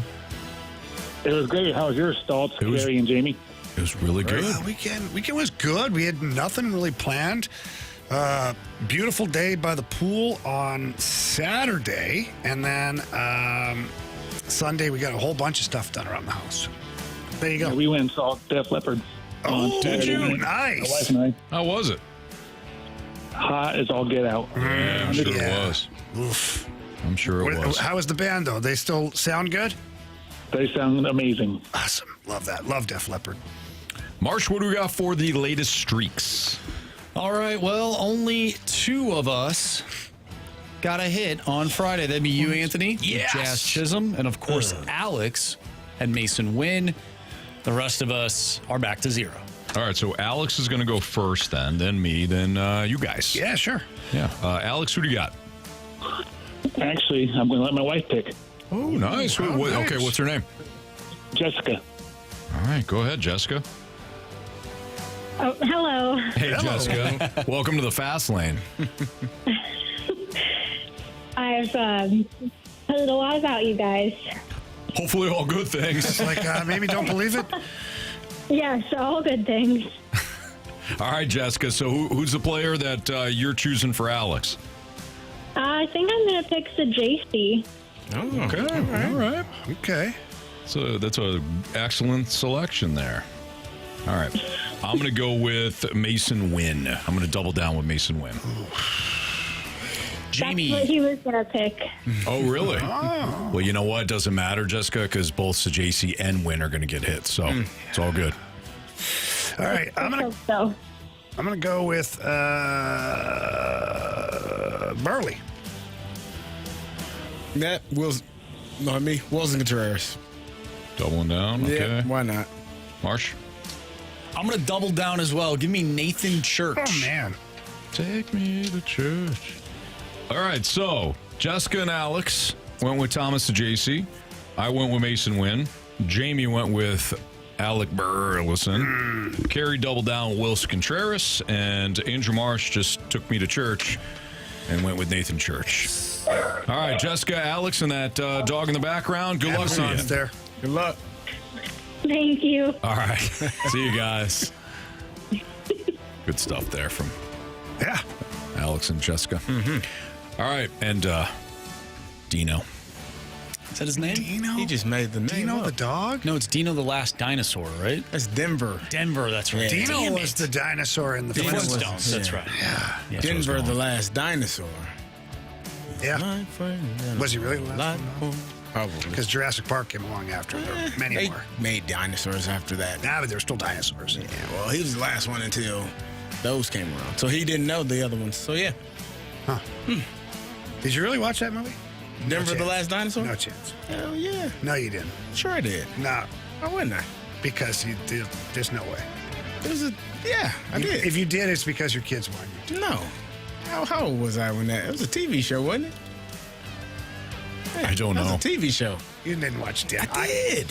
It had to be a TV show. There was a theme song with If I it. had Denver the dinosaur or anything else, I'm picking something else. It was in 19... No, hold on. What year did this come out? Wait, what? It ran You were from a kid when you watched this? 1988 to 1990. I never even heard of it. I was 7. We should have known better. Oh, come on. Come on. Don't knock what he wants to watch. It's my God-given right. Have you met him? It's in the Geneva Convention. It was at the summit, okay? All right, Marsh. Let's get to let's do this. A very uneventful bet the board for the month of August. I hit my under again, didn't I? Maybe. I forget what I had on Friday. I'll tell you in a second. You did. I think you did hit it. Jamie, you absolutely did. 7 runs were scored in that game. Jamie. The Under King. Thank you. The Under King. Some are calling him. I hit my over. I don't think you did. 48 points were scored in that game. You had 53.5. Aaron Judge. Come on, Toronto. Aaron Judge went over, but he did get an RBI, but not 2. I'm... Okay, so what's the damn what standings? What do we have here now? I have 7 points. Jamie has 6. Anthony, you have 5, and Carey has 3. I need to start. I need to win. You need to put together one of those awesome parlays. I'm not ready yet. All right, Marshall, what do you got? All right, I'm looking at the Boston Red Sox and the Baltimore Orioles. The Red Sox on the money line, -129. Dustin May on the mound. That's Carey's pitcher that he wanted on the Cardinals. Yep. He's going to shove for the Red Sox, and they're going to win tonight. All right. Dodgers play the Rockies on the money lines, -288. Not going there. I'm going with the over-under play. It's 11.5. I'm going to go under on that. I do believe the Dodgers are going to put up 10 runs, but I don't think the Rockies are going to do much. So give me the under, and that is -113. All the Milwaukee Brewers do or win games. Yeah, you're not wrong. Give me the Milwaukee Brewers in Game 2 against the Cubs at +102. I don't even know who the pitcher is for Milwaukee, nor do I care. I'm with you on that. They're 79-45. They're a good team. Sheesh. Give me the Padres on the money line. Oh, Giants. That was you know what's funny? That was a nice play. I looked earlier. I go, was hoping. Oh, I'm going to take the Padres for sure. Yeah, completely forgot about it. I was going to do that too, but then I liked the under better. Yeah, I was hoping nobody completely forgot. I'm like, holy smokes, the Giants suck baseballs right now. They're not good. Nasty Masters on the bump too. Yeah. Robbie Ray is pitching for the Giants. That's a little hiccup. So they'll lose 2-1. That's fine. Wow, Carey just. Well, we gotta let him have his way. He's doing the right thing. He's depressed playing this game right now. I really am. I don't want that for him. I think it has been a tough month. I mean, normally multiple people have double-digit wins at this point in the month. Yeah, this is bad. But we're just here, so I don't get fined. It's been rough. Good news is, though, guys, we do have football coming. Yeah. Only for certain days, but not until later in the year when the games are really meaningful. When it's cold, football doesn't start till it gets cold outside. That's right. You see your breath. You what? When you see your when you see your breath. Mm-hmm. That's when football is being played. Before then, it's not really football. No. Just guys running around in helmets and shoulder pads. When you're playing big helmets too. Oh yeah, some of them. When you're playing football in either Ohio or Michigan, and you're playing on a Tuesday or Wednesday night. What about in Illinois? In November. Or Illinois, yes. Or I Illinois. always leave Illinois out. I forget about NIU? The Huskies, and I shouldn't. You shouldn't. At all. You should We literally just had a conversation about him on Friday. Well, he should remember DeKalb. And why is that, Carey? Go ahead. Tell the people. Tell the people why I should remember DeKalb specifically. It's a city in Illinois, and you are from Illinois. You're from. But why that stadium? I didn't say the stadium. I said the city of DeKalb. Okay, fine. Why you should not DeKalb? ever. Why not? Carey, why? Why would I specifically remember Marshy knows. DeKalb? Stalter on the fumble. That's right. I fumbled on that turf. It's a turf. It was a bad turf. The lights were in your eyes. Yeah. It was bad turf. Ball was bouncing. It bounced over your head. You had to look up. Nope. Did it hit you in the chest? Oh, no. I fielded it cleanly. That wasn't the problem. You took off. The problem was it was not a punt return. That was just our base defense. I was the safety on that. They didn't know whether or not we didn't know whether or not they were actually going to punt because they were down. The coach just said, just kneel. So the coach just told me to back up and as soon as they decided to punt, they did like a pooch punt. Yeah. And he's screaming. You're like, this is showtime. He's screaming at me. Don't field it. Don't field it. I scooped that thing up I'm about to be Deion Sanders. That ball was bouncing. That ball wanted me. It was hunting me down. I would say that is on the coaching staff for putting you back there. It's really not your crap fault. Sandwich. You shouldn't have been in the game, Anthony. No, he should have been in the game, but he shouldn't have been back there. Like, if they didn't want you to touch it, they shouldn't have put you back there. Thank you. I'm telling you from a coach's perspective. If I don't, 17 years old. I'm scooping that thing up. Exactly. I play defense. Which is why, as a coach, he shouldn't have put you back there. It's not your fault. Thank you. He was in his position. No. He was not. It was he went back there. They shouldn't have put you back there. I It's appreciate not your that. fault. Thank you. Don't worry about it. Carey would have benched you. That's what he's saying. No, I wouldn't have put him back there. What a crap sandwich. And as we established, we know that coach still thinks about that play to this very day. I doubt it. I doubt it. We won big. I mean, we were up big. Oh, well, you won. Yeah. You left that part out of the story. I thought you all lost that game. Oh, no. There's a game, the game decided. No. We good then. No, to Carey's point, I would have not been back there. Okay.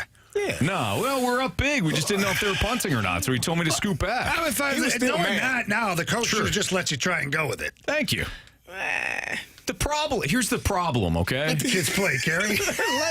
Let the kids play. The problem is that we weren't set up for punt return. Yeah. So nobody was blocking. You didn't need blockers.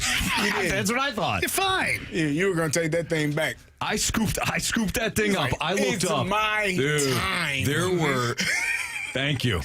There were at least 6 DeKalb, I think they're barbs, DeKalb barbs all over me.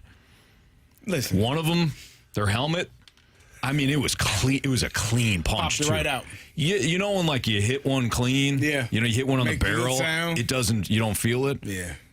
You didn't feel that? I didn't feel the ball, the helmet. Did you look back like, Oh, no, then I got crushed. Oh. So it hit clean, I got crushed, and then I was laying there, and the PA announcer goes, Stalter on the fumble. 34, Stalter on the fumble. Like, he said my name twice as I'm laying there. Let me get up off the field first, sir. Is that why that one part in the program really... It really hits me. Hits you? Yeah. When he says, if anybody else but you brings back this ball... You're in a lot of trouble. You're in a lot of trouble. Yeah. Anthony, I fumbled the ball when they did block the people for me. So, hey, it happens. You know, it happens. At least you didn't have anybody blocking for you. Nah. You took it upon yourself to do your thing. Yeah. And I still blame the coach. Mm-hmm. Good thing is, I didn't have to go to the sidelines immediately. You were right back on defense. I just got right back in the huddle. You didn't even look over there, did you? I didn't look. No chance you looked over. I didn't even look. As long as somebody didn't touch me on the shoulder and tell me he was replaced, I just stood there. There we go. Break. That's the worst, though. You just got off defense and got to go right back. All right, I got it. Yeah. I just wanted more reps, coach. Yeah, we still won. Nah, you're good then. Yeah. The Calb's football team, not great. Neither was I that night. All right, what is the Blues' identity ultimately going to look like in the coming seasons? Jamie will tell you next on 1 ESPN.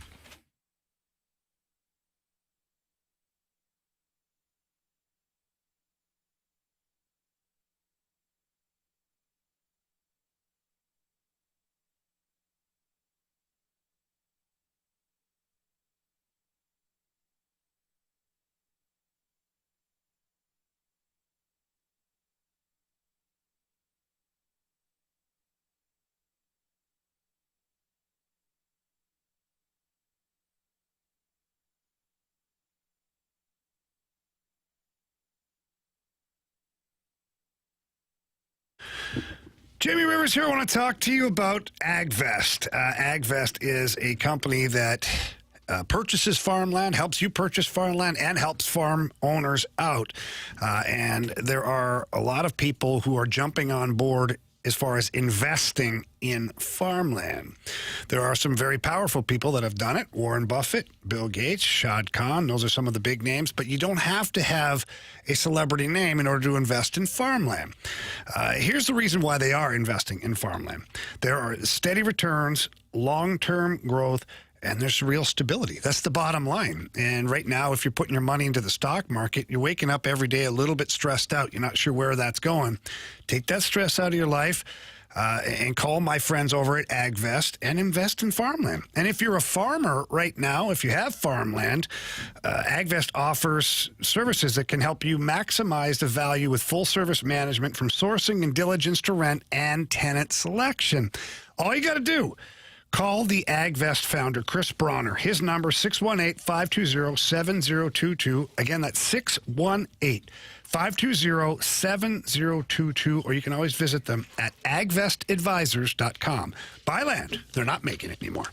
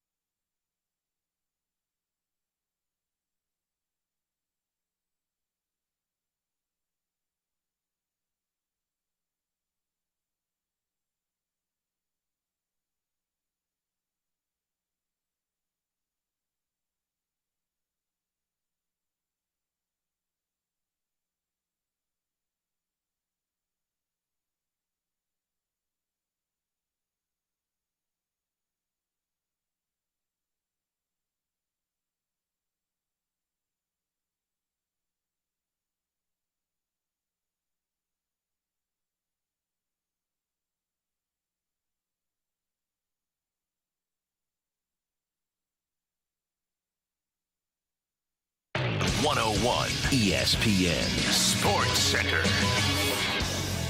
I'm Andrew Marsh. It's time for a Sports Center update brought to you by Saliga Heating and Cooling. Jose Fermin has been recalled from Memphis as Brendan Donovan has been placed on the 10-day IL with a left groin strain. The Cardinals take on the Miami Marlins. That game's about to start up real soon in the next 5 minutes.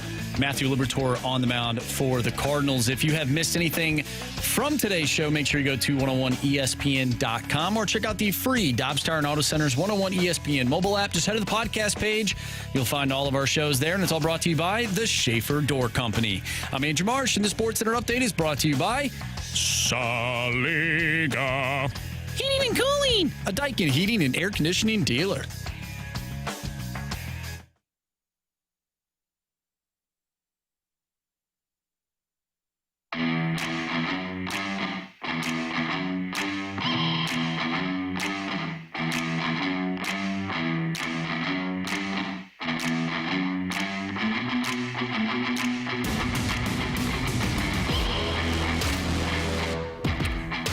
So if we were to pick any team in the National Hockey League that we'd love the Blues to emulate, it'd probably be the, Florida Panthers, maybe?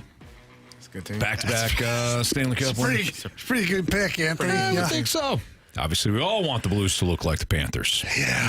Panthers have found talented young players, mixed them with some gritty veterans, and voila, got a couple of cups. Do the Blues have those types of players now? And in the waiting, when it comes to, you think about their identity, and what's to come in upcoming seasons here, do you think that there will be an identity that forms that could be a winning culture? So I think they're already on their way to that. I think what we learned last year post Four Nations tournament is that the Blues adopted a very tenacious brand of hockey. They went into playoff mode well before playoffs were there. Guys are blocking shots all over the ice, very physical, sticking up for each other, very tenacious on the forecheck. The neutral zone was shut down many nights where teams couldn't get going. Great goaltending. So, yes, I do believe the Blues have developed an identity. What's interesting for me, and Marshy and I talked about it earlier today when we first got here to the office, is I know what the Blues look like right now. And to me, they played a brand of hockey, especially when you go back and watch that Winnipeg series. Like, that was a rock'em, sock'em type brand of hockey. Very Florida Panthers-esque. But what are they going to look like in a year or two? Because let's fast forward for a second. In a year or two, you've got Dalibor Dvorsky, maybe Otto Stenberg. You got Lindstein maybe on defense. Like, you got a lot of European flavor being added to this team. Will you lose some of that grit? So it's going to be interesting to see how the pieces kind of work together moving forward, because we know the recipe for success in the Stanley Cup playoffs is to have a very big defense core, to play a very physical brand of hockey, a puck possession game in the offensive zone, and getting net front presence. I mean, that's what's won. Go back and look at the teams that have won over the last 5-6 years, and it's all basically a version of that. So if you start adding some smaller, more finesse-type players, where does that leave you? And I think that's the interesting thing here for the Blues is going to be who's on this roster and who's not on the roster in a couple of years and what that identity looks like. Because, could you use a Dalibor Dvorsky in a trade and go acquire something? Could you use Otto Stenberg or something like? Because not all of these European players and not all of your prospects are going to make this team or stay with this team. Mm-hmm. It's just not. The percentages tell me that that's not what's going to happen. Yeah. So yes, the Blues, Alex Steen and Doug Armstrong, and of course Jim Montgomery, he's going to have a big say in this too, have to figure out where certain players fit in with the way you want to win hockey games. Because right now you don't have enough firepower to just outscore the opposition. You don't. You have to play a very gritty style of hockey and very, black and blue style of hockey in front of the other team's net and in front of your net. So that would require players that are willing to do that. And you brought up the Florida Panthers. The Panthers are the one team in recent history here that really have a unique blend. And what I mean by that is not all the players are like tough guys, but they're all gritty. Like, even their European players will block a shot with their face. And, like, you know, like Forsling on defense, he's not going to go fight you, but he's going to be right on top of you when and he plays physical and tough, and, like, he's in your face. Lindell's the same way, like Lusterine and all of these guys that you think, oh, Barkov, the captain, well, he's not a tough guy. Watch him play, though. He's physical. He defends tenaciously, and he's almost impossible to get the puck from because he plays physical with the puck. Then you got your regular, you know, your Kachucks, your Bennetts, and all that. Reinhardt's a gutsy, gritty guy, and he's, you know, 50-goal scorer. Yeah.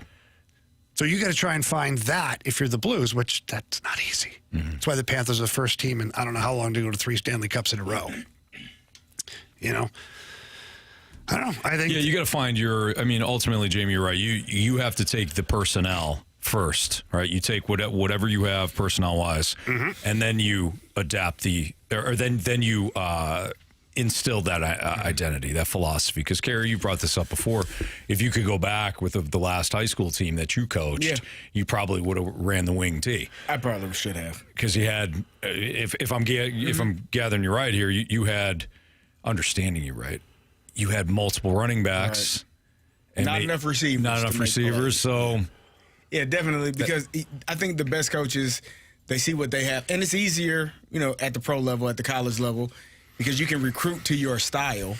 But once you get that team, you know, Monty came in and this team was pretty much already built. So he does have to adapt to what they are and who they are and try to instill. I think he did a great job last year instilling, you know, what he wants in his team, but also understanding this is who I have. Some of these guys might not be able to do all of the things that I want, so I have to adapt and adjust to make sure that we play the best game we can play with the guys that we have. And then you'll try to continue to add, you know, to that roster what you like and what you have, but get good players.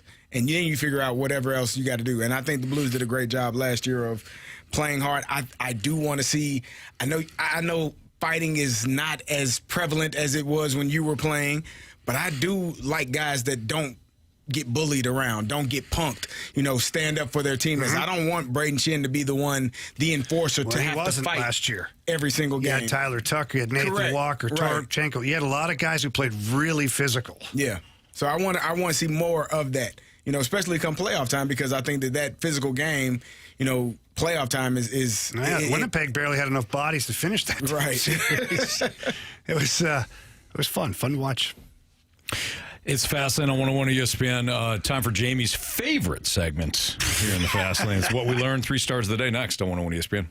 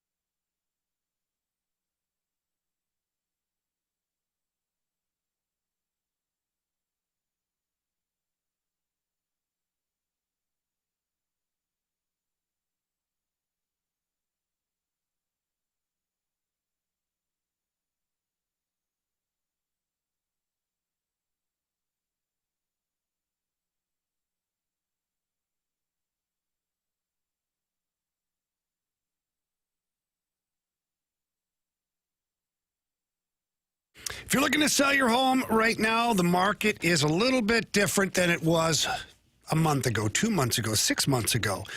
Things are changing all the time in the real estate world. That's why you need to give Gloria Liu a call with your home sold guaranteed realty.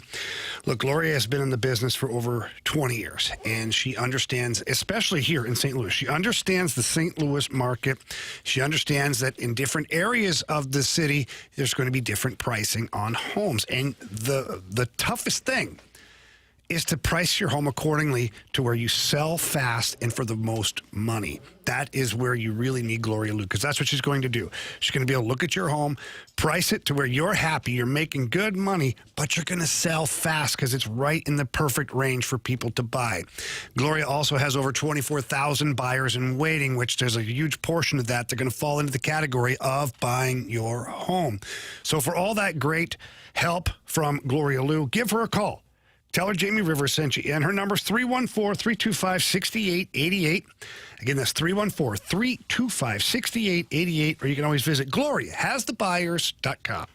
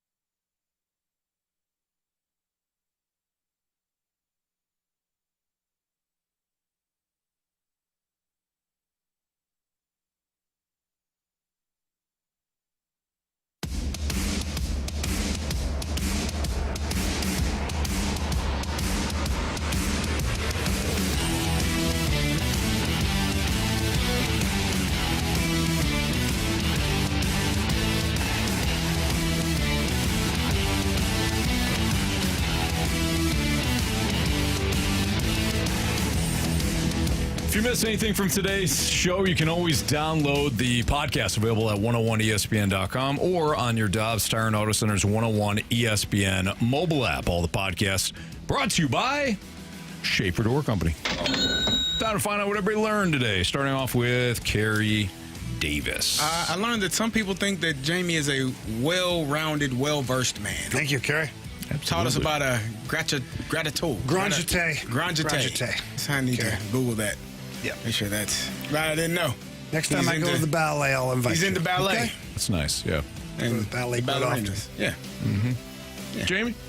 Yeah, I learned that Anthony Stalter's fumble actually had no impact on the game at all. Amazing. All these How the years. hell you leave that part out? Yeah. You could have said, I fumbled, but it didn't matter. We still won. Yeah. I thought, oh, my God, he fumbled the ball, and they lost. And No. You know. Oh, we still won. That makes it much better. Big, honestly. Yeah. Does it make it better? Does it make the story, not as impactful?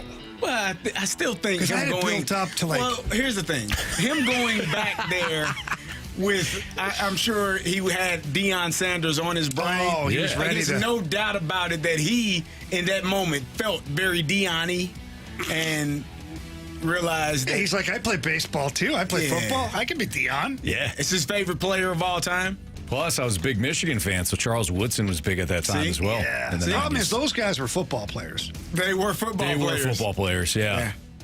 I was trying to be. You're a baseball player. But I could never be. Baseball player. You're a baseball player.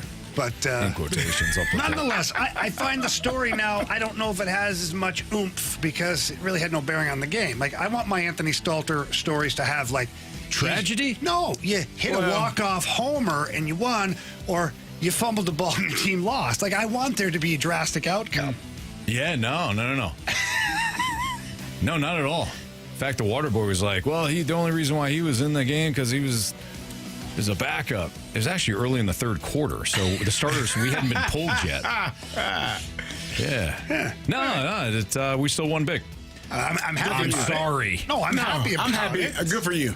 Yeah. What I learned was my stories can only be impactful if they have some sort of tragedy in my life. I said the winning home run, or... I never hit a winning home run. I didn't know that. Turn to double play? Yeah, I've turned. Yeah, there you go. Yeah. Game ending. The old DP. Yeah. Probably. But Jamie, your acronyms today have been great. Marsh, what'd you learn?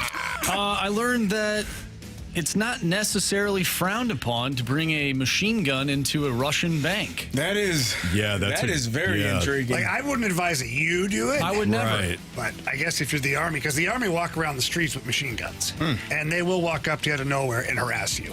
Really? Oh, yeah. Like, especially if they think you're from another country, they'll ask to see your passport. And if you're not actively carrying your passport around, they can arrest you. But they don't arrest you. What they do is they just put their hand out. So then you can pay them off. Oh, you don't give them a high five? No. I was told by my agent, one, always have your passport, but if you don't, have cash on you. Yeah. How much cash are we talking?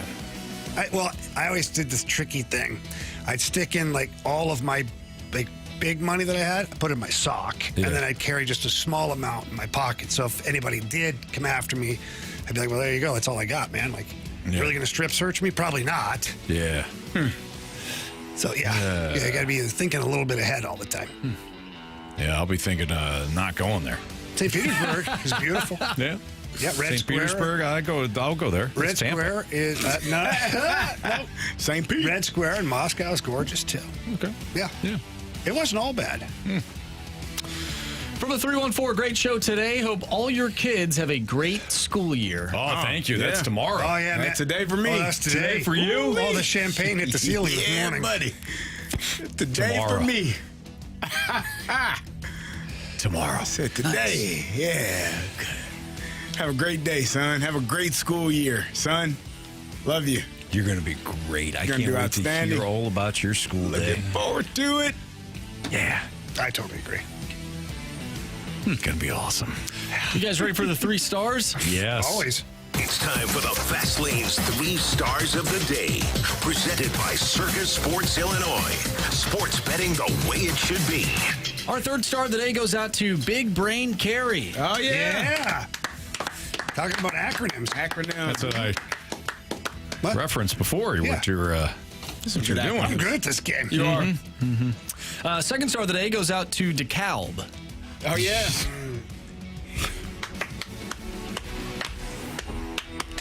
All right. Anyways, the 1st star of the day goes out to Jamie Barry, the Ballerina Rivers. Yeah, let's go. Let's go.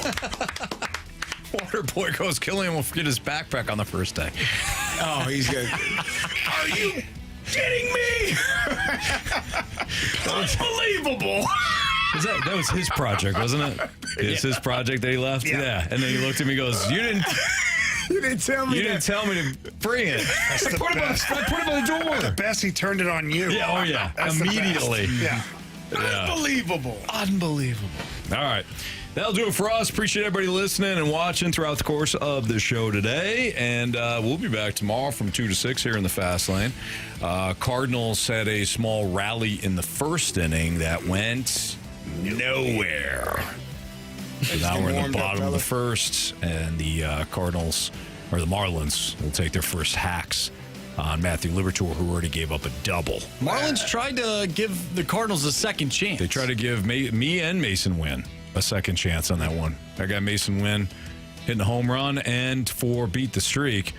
And the catcher said, I don't like baseball, and decided to not catch that pop up on the plate.